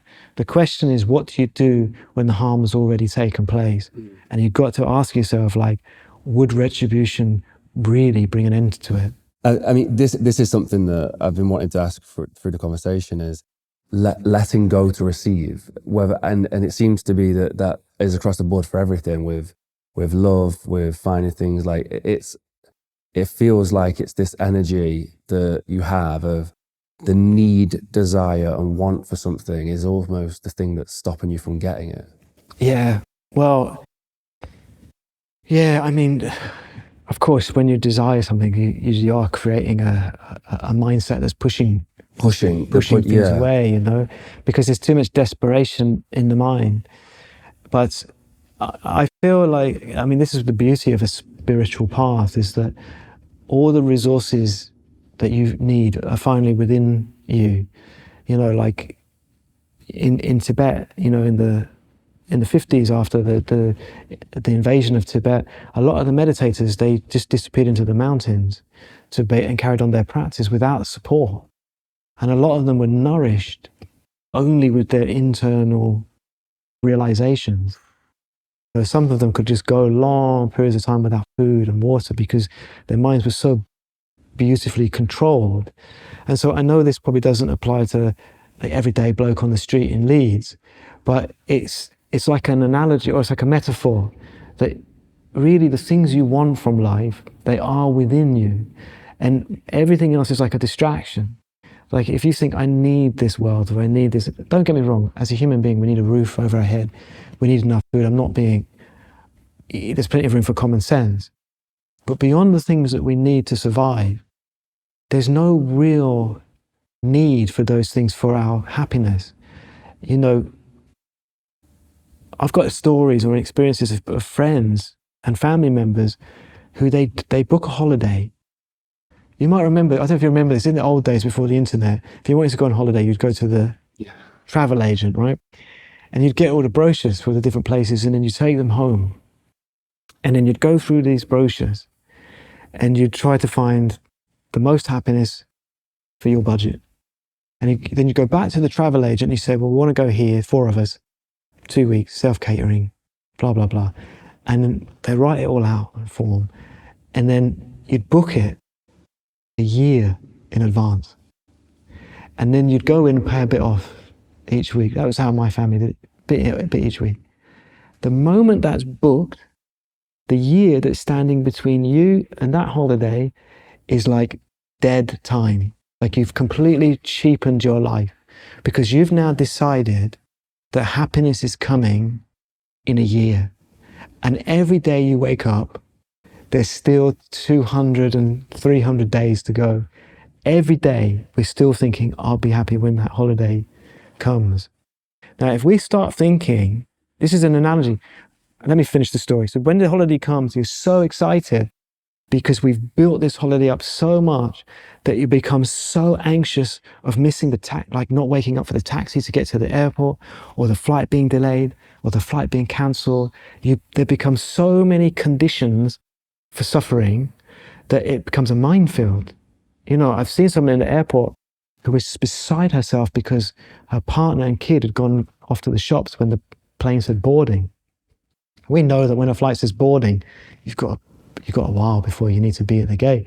But she was so anxious of not experiencing that happiness that she became angry with the people that she loved in the name of her happiness.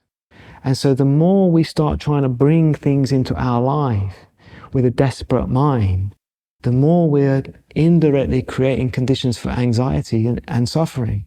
So we've got to realize that through letting go, through genuinely letting go, you know, I mean, Buddha said, like, we who desire worldly things are like moths. Just as a moth sees a candle flame as a wonderful place to be, we see desirous objects as wonderful places to be. And so as the moth flies in, you know, the reality is that that's a place of destruction. The same, like being overly attached to worldly pleasures, it destroys us because of what it creates in our life. But if we can realize this and just let go, it doesn't matter, because happiness is the experience of pleasant feelings. Not only do you start to have these things just coming into your life, but you start to enjoy the things that you wouldn't have thought you would have enjoyed. Like we talked earlier about the difficulties. Like difficulties start becoming a journey for us that makes us happier. Or we start talking to people that maybe we wouldn't have spoken to before. Like sometimes we can go back to like a party situation or a social situation, and maybe the most boring person in the room corners us. And we're looking over the boring person's shoulder at all the fun people on the other side of the room, and we're trapped. Now,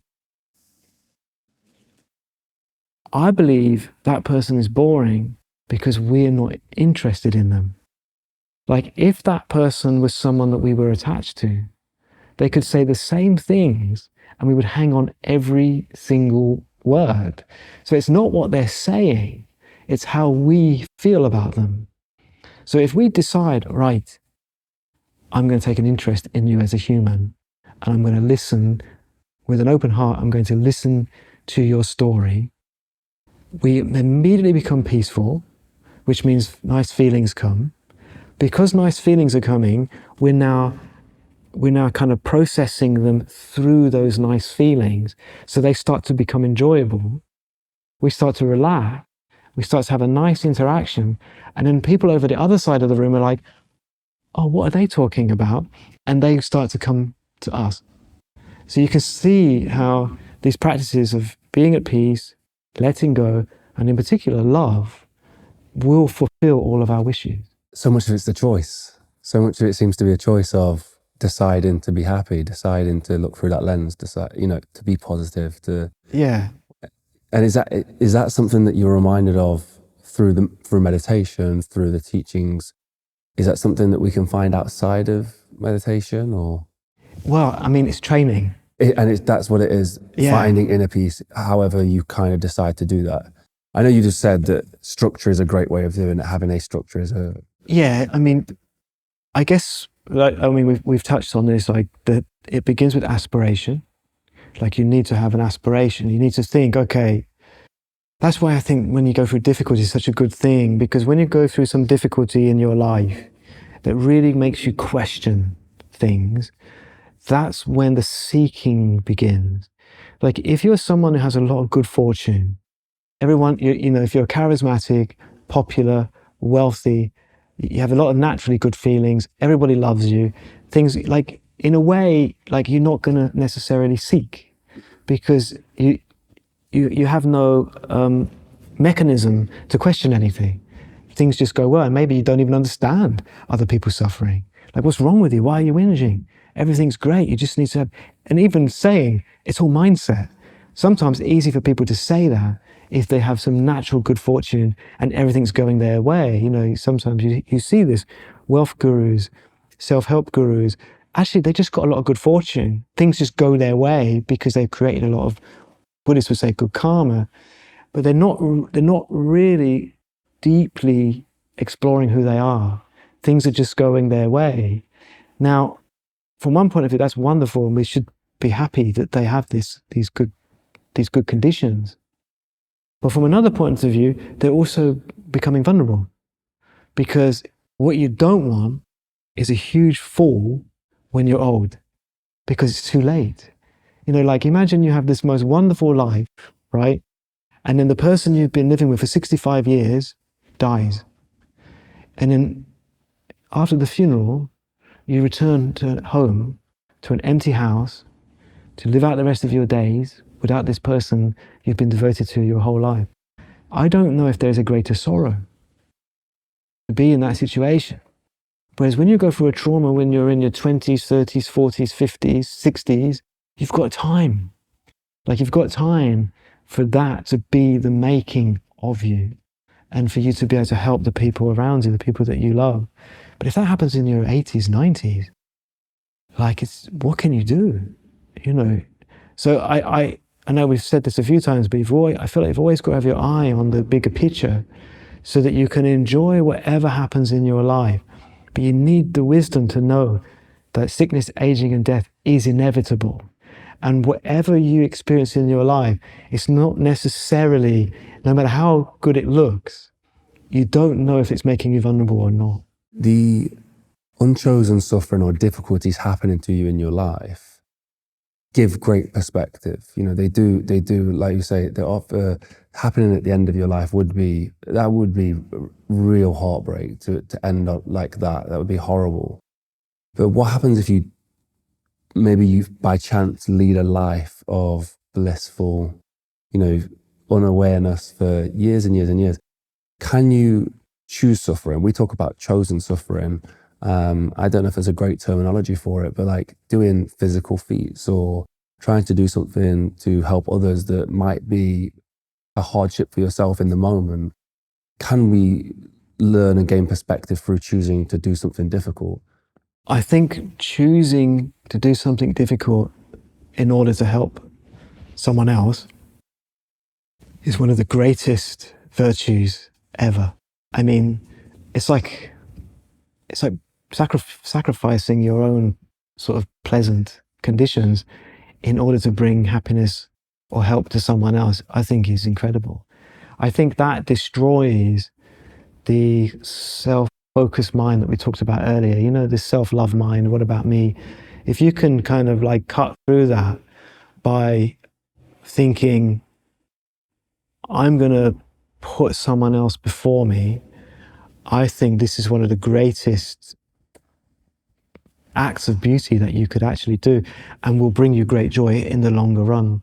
I mean, I feel like that's what mothers do, isn't it? You know, like, and fathers to an extent, but if you think what a mother will go through for her child, you know, a mother is a person who would gladly give up her own life for someone else, for her child. And that mind is one of the most beautiful, virtuous, sunshine minds that could ever exist in the universe. And I think if you could develop that to any degree, the ability or the wish to go through a hardship in order to make someone else's life better, then I think you found the meaning of your life. You're a very, very special person. I think with respect to like going through a feat, possibly that's also stupid. Like if you do something dangerous for the sake of pushing yourself to an extreme, you could affect your precious human life. Like if we have a life that gives us the ability to develop ourselves spiritually, to become the greatest being possible, and we use that to do a physical feat that could endanger our health or our life, possibly it wouldn't be wise. On the shrine, we have these water bowls, yeah? So we always make these offerings to the holy beings, and each bowl is symbolic of a different substance. But we use water principally because it's very important that you never make an offering with any kind of miserliness in the mind. So because water is a freely available substance, it can be a pure offering because you can make it a pure offering. In Australia, a lot of flies end up in those bowls. And so one of my practices was like getting the flies, rescuing the flies. And I'd get a little tissue, twist the end, and I'd hook the fly out of the water and wait. And more often than not, they would recover and fly away. And it used to give me quite a sense of euphoria because I know it's only a fly, but the fact that it's still flying is because I rescued it. And it always used to have quite a nice effect on my mind because they would always look dead, just floating, lifeless. And I'd get one out, and if it survived, I'd think, it's still alive because of what I did. You know? Anyway, so this was the thing I was doing, was rescuing the flies from the water.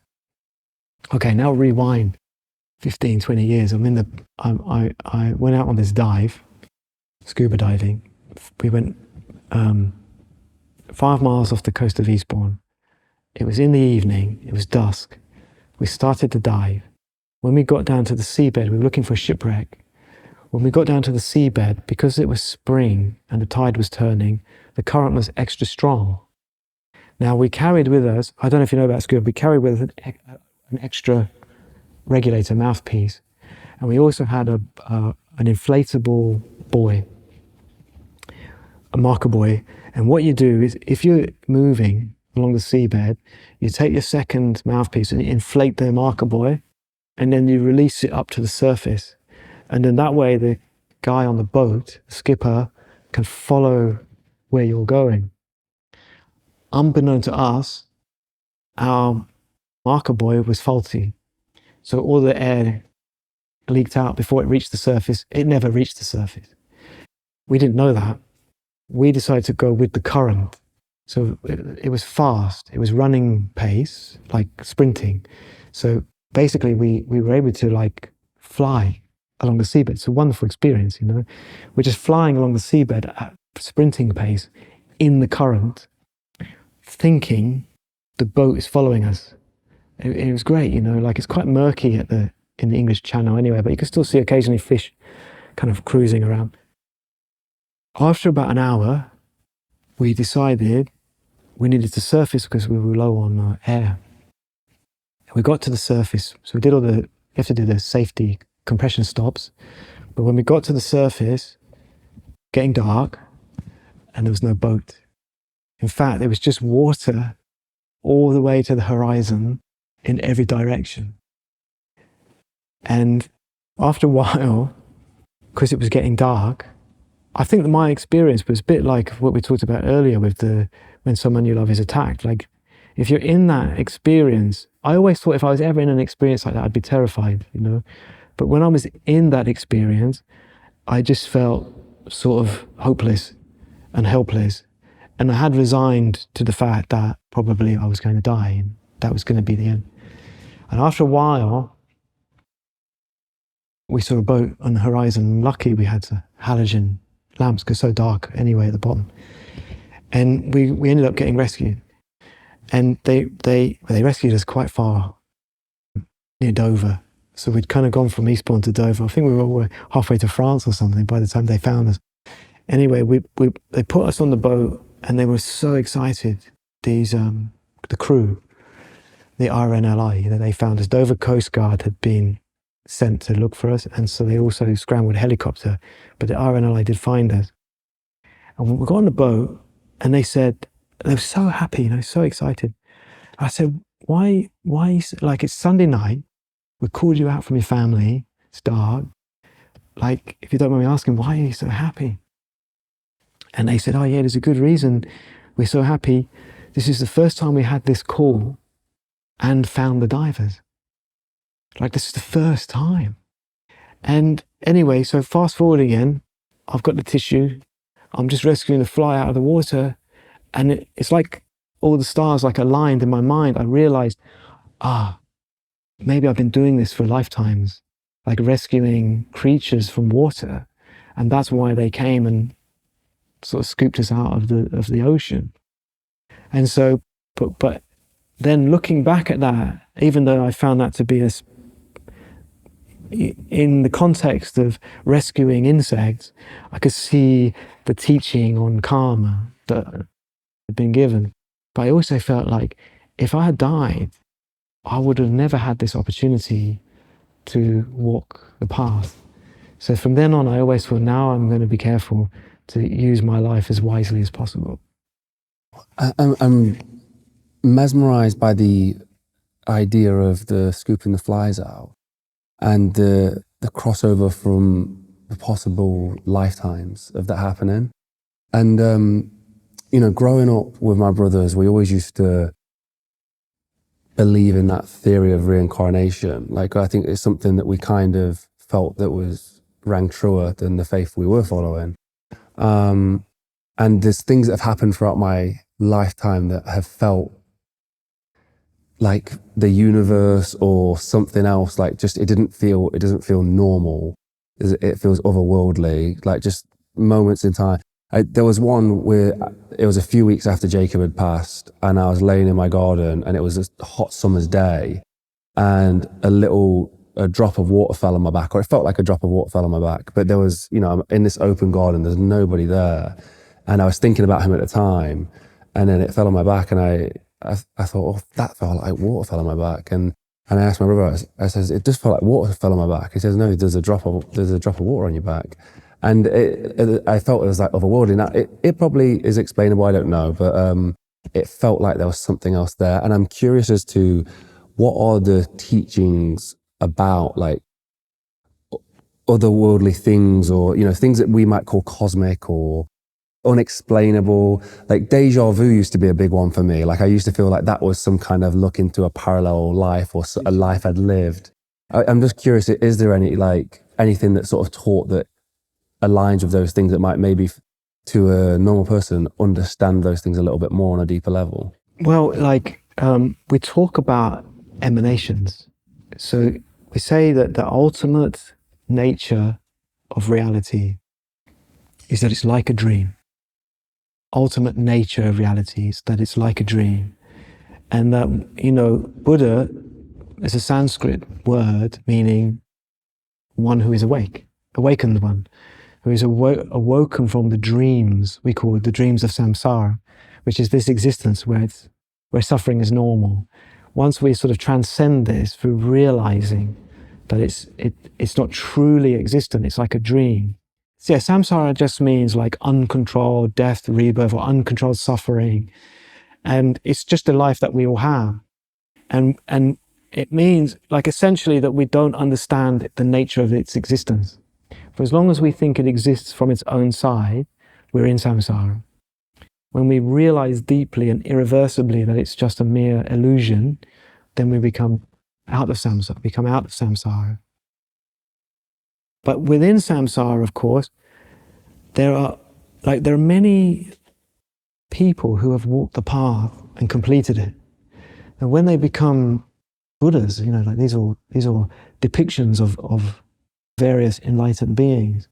So when they complete their training, it's not like they just kick back, put their feet up on the sofa and say, right, I'm all right, Jack, They then function to guide all living beings to the same state.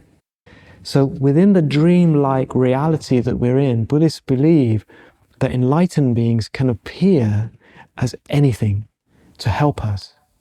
So like sometimes when we go through loss or we go through some sadness, that person who left us, they might have been a Buddha, they might have been enlightened, which means they never really left us. They just came to show us something briefly that in the future would help us find something. And so I feel that all the time, like you describe as cosmic or otherworldly. Like sometimes I might just be talking to someone or I might be doing something and I get this sense this person is not ordinary. They're appearing, they're like guiding me.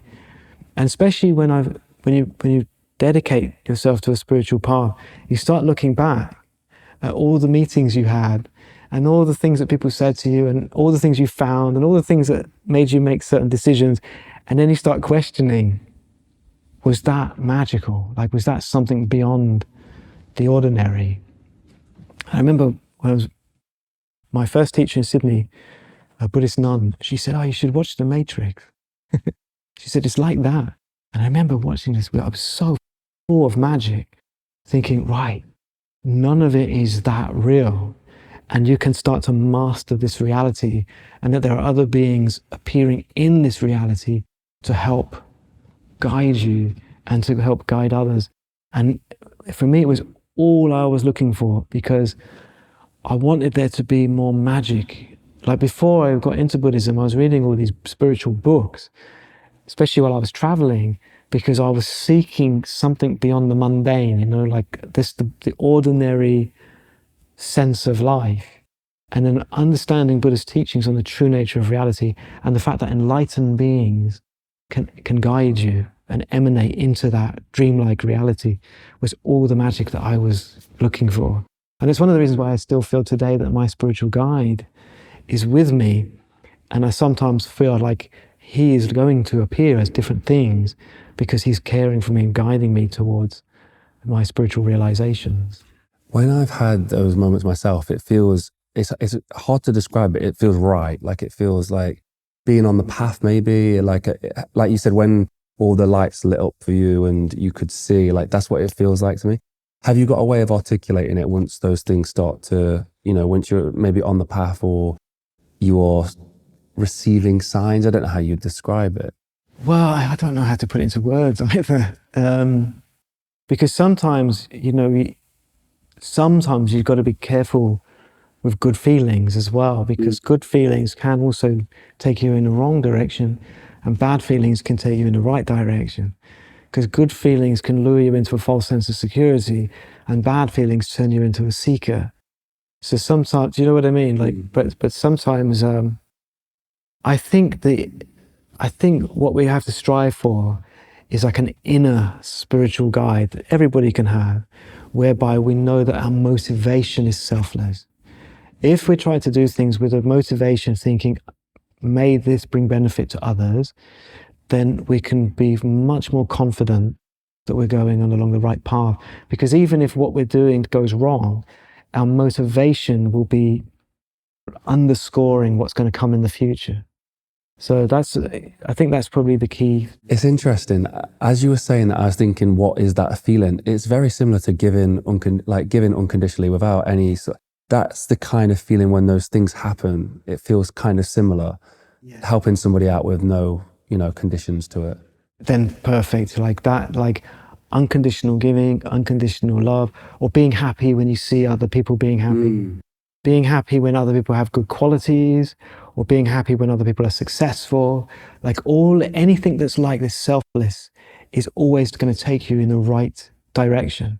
And the other thing that makes you feel good and also takes you in the right direction is morality, which I think we talked on briefly earlier. Like morality, like being determined not to harm people with the way you speak or the way you act or the way you think. Not stealing from others, just generally caring about others. Like a sense of morality would always lead you in a good direction as well. And people need it. I think people need people with moral discipline to exist, because it creates a feeling of protection in the world where there's morality. And morality seems to be degenerating in the world these days. And I had a big discussion with a really good friend of mine, an old school friend of mine, saying like, how can you have morality in a world with no religion? Religion seems to be degenerating generally because there's so many scandals and there's so many things. And so it seems like there's no consequence anymore. And therefore there's no morality. And therefore people are becoming more hedonistic, more self-focused, more wild and more nihilistic. But if you start to believe that your mind is an architect and it is creating a future existence for you, then you can have morality. I mean, I think it's possible to have spiritual outlooks without necessarily feeling that there is, like, as I touched on earlier, a third-party authority that's judging you. Like we are the judge of our own actions. We are the judge of our behaviors, like not any third-party authority. And I think as long as we stick to that, we can find the morality that gives us both strength, self-esteem, and also makes other people appreciate us. The idea of negativity, hatred, jealousy, the not loving of other people, the not being happy for other people's success or whatever it is. Can you explain like what that feels like or does to a person? Because in my own experience, I've had that, especially when I was a young man. I had jealousy of peers being successful in business. And I remember when I eventually flipped it around and celebrated their success, it was this huge weight lifted off me.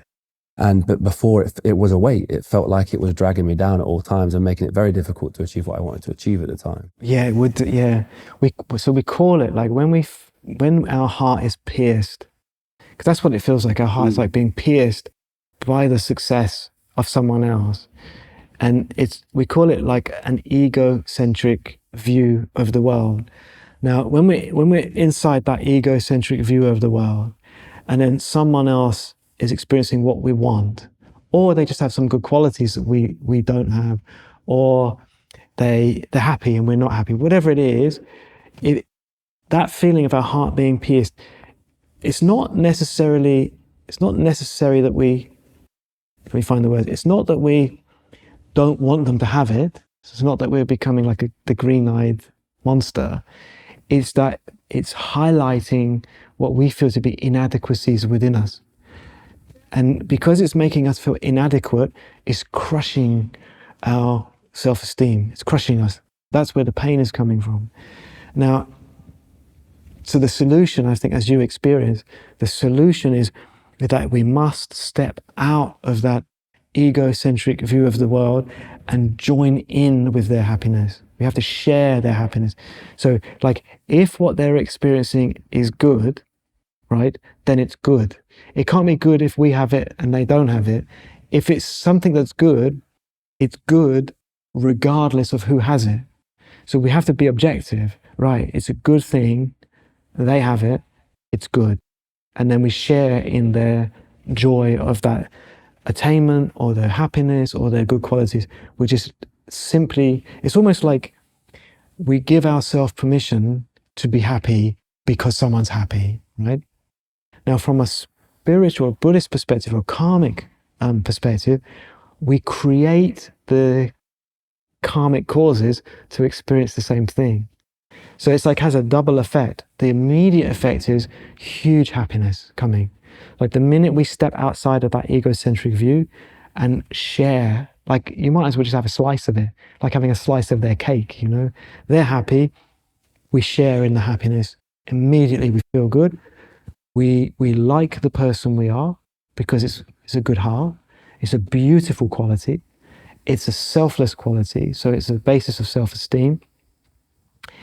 And then, of course, like the cherry on top is that karmically we're now creating we're engaging in the actions that create that to happen to us, that will create that happening for us. It leads to a massive unlock. From my own experience, that change in mindset or whatever it was of celebrating it, it was instant. It was so instant. Of course. Amazing. The everything's in the mind, the architect of reality. I love the explanation of it, you know, when we're talking about the spiritual teachings, and it's definitely something that seeps out when we're talking about business, success, entrepreneurship, ambition. Can the mind be used for that thing? Is it wise to be used for achieving those kind of goals?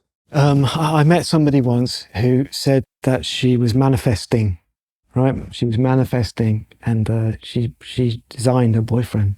She got him, she manifested it. She designed everything about him in her mind, like she was practicing this.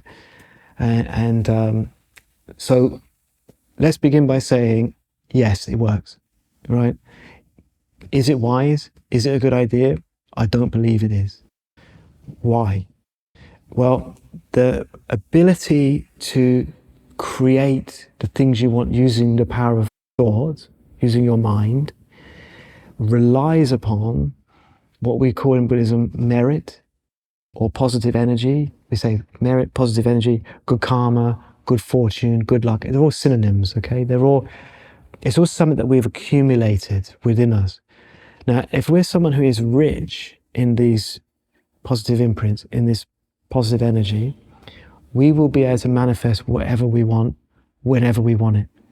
So people that are really meritorious, have really accumulated a lot of this good stuff, their wishes are fulfilled all the time. Now, good while ago, maybe 20 years ago, I met a guy who was a professional luger, street luger. Now, I don't know if you've heard of that. It's when you lay on a board on wheels, and they do it in ice. It's like a one-man bobsleigh, you know.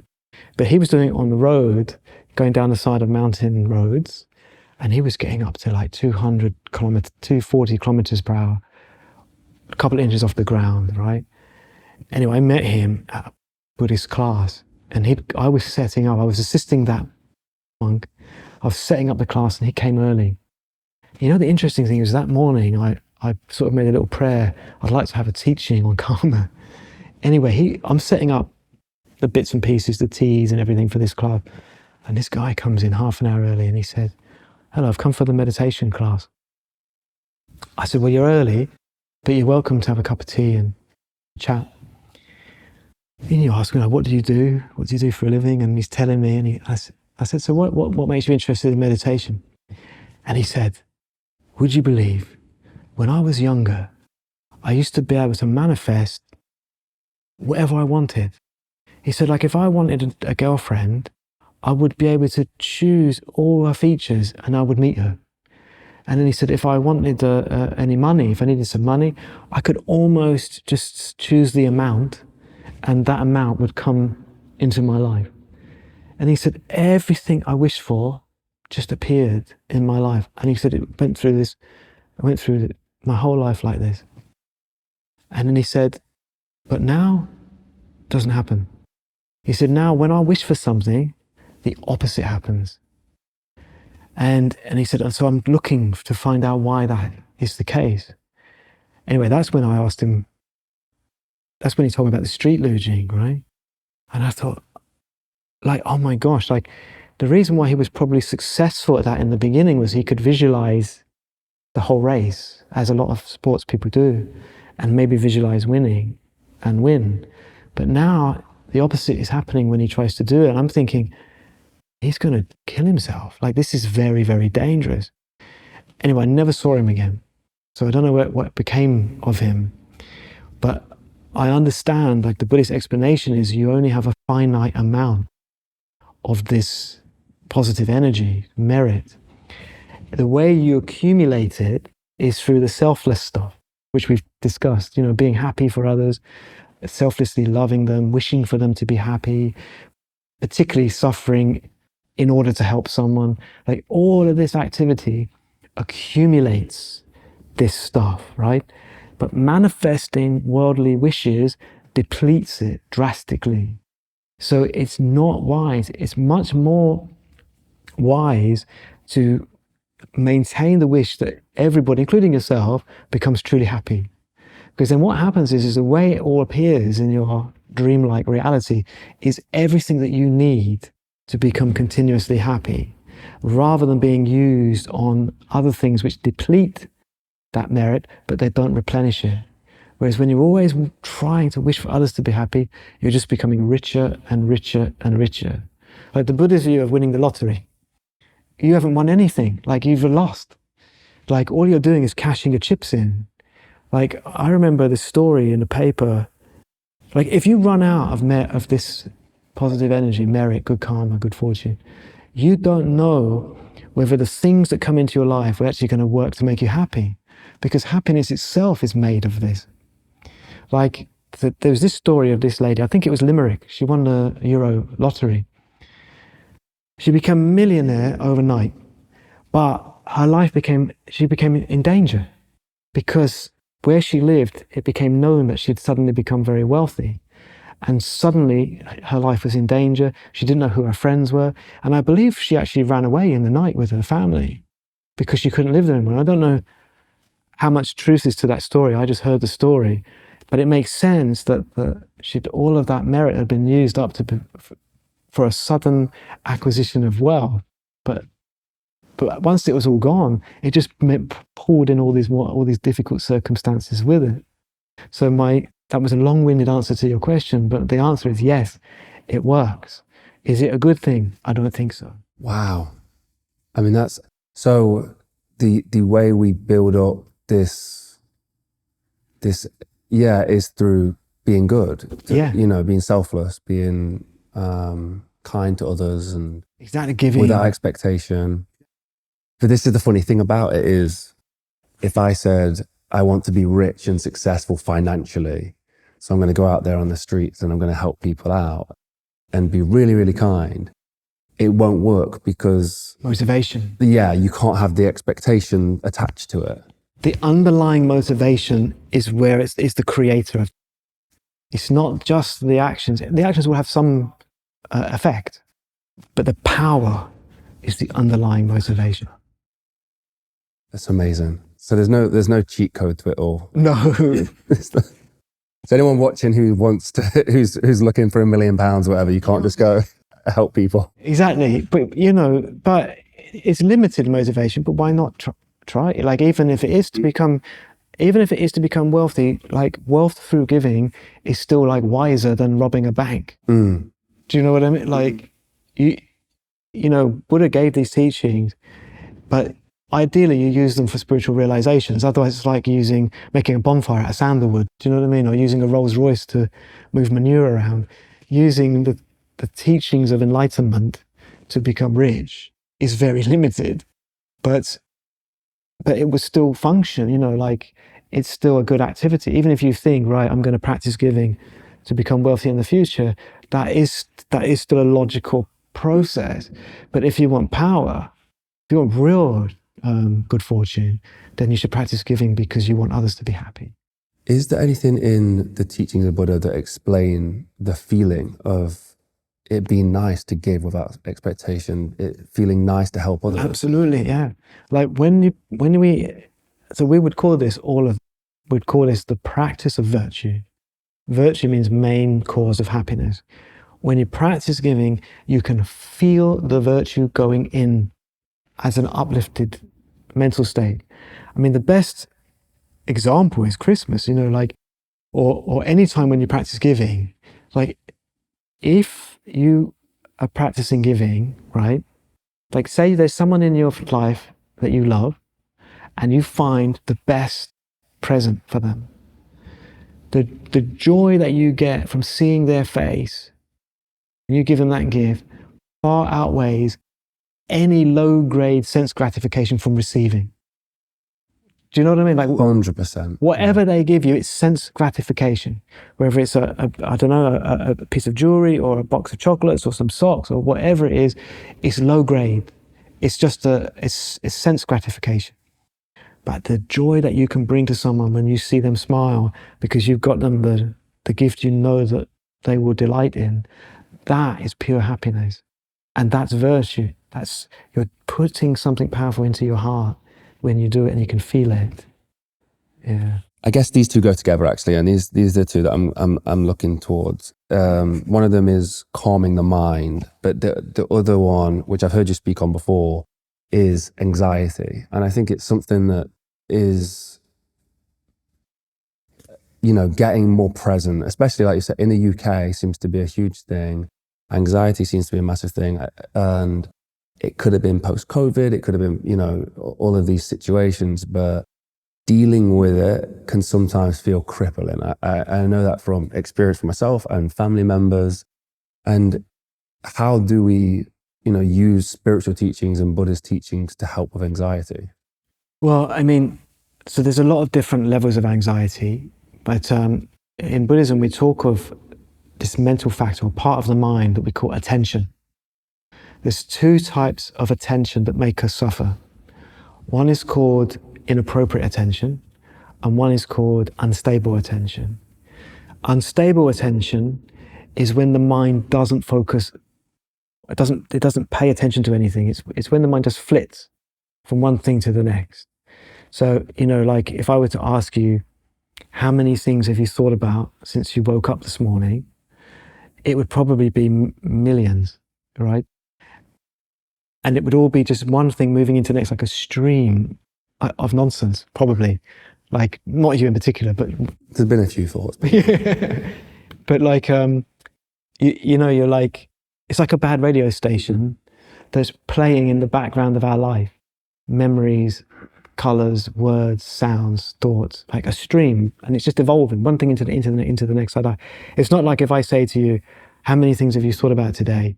You're not going to say 3. It's millions. And most of those things you won't remember, which shows that at no point are we locking onto anything. So we call this flitting from one thing to the next, unstable attention. Now we're trying to remember, like, happiness, peace of mind, freedom from anxiety, they arise from mental peace. So they arise when the mind is still. But we suffer from unstable attention, which means we're trying to build a happy life on moving ground because we have this stream of thoughts performing a backdrop or functioning as a backdrop to our life. Now, if you introduce to that some worries, we can't process the worries because it's already turbulent in our mind. So that's what's intensifying those feelings of anxiety. Now, one of the things that feed both unstable attention and turbulent mental states is distraction. And we're living in an age of addictive technology, which is feeding the unstable attention and this turbulent states of mind. Now, because it makes us feel uneasy, we seek relief from the uneasy feelings that we're having, and then we seek that relief by going to more distraction. Sometimes we look in the fridge, sometimes we put the television on, but mostly we're scrolling. And that's constantly just feeding. It's giving us a very, very short-term distraction from the unpleasant experience of that, but ultimately it's making it worse, and this is what's making the mental health issues increase. I'll come back to that. That's unstable attention. The other type of attention we have is called inappropriate attention. Now, inappropriate attention is when the mind does lock onto something and it does become still, but it's focusing on something that makes us miserable, like someone who harmed us. Like if there's someone who's harmed us at work, maybe at 2 o'clock in the morning, we're single-pointedly focusing on how they've harmed us. And that fuels all of our insecurities and our negative states of mind. Or maybe it's someone that we're attached to, like maybe someone who we want in our life, but they don't want to be in our life. Or someone we want in our life, but we suspect they're moving away from us. Again, 2 o'clock in the morning, single-pointedly focused, just focused on it, just crippling us. So like, for as long as we have these two types of attention, we are condemned to experiencing emotional problems such as anxiety. Now, the solution to the first one, unstable attention, is must learn to meditate. Like, even if it's just breathing, just focusing on the breath inside the nostrils, even if it's just 5 minutes.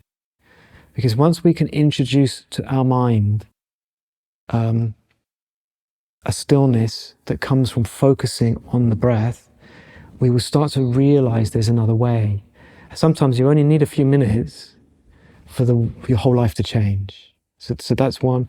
And then with the inappropriate attention, that's where we need to then extend our meditation to the stages of the path, to start thinking like love over attachment, or acceptance over anger, or understanding that things are created through, we are architects of our existence, the wish to use difficulties to shape who we are, to shape our character.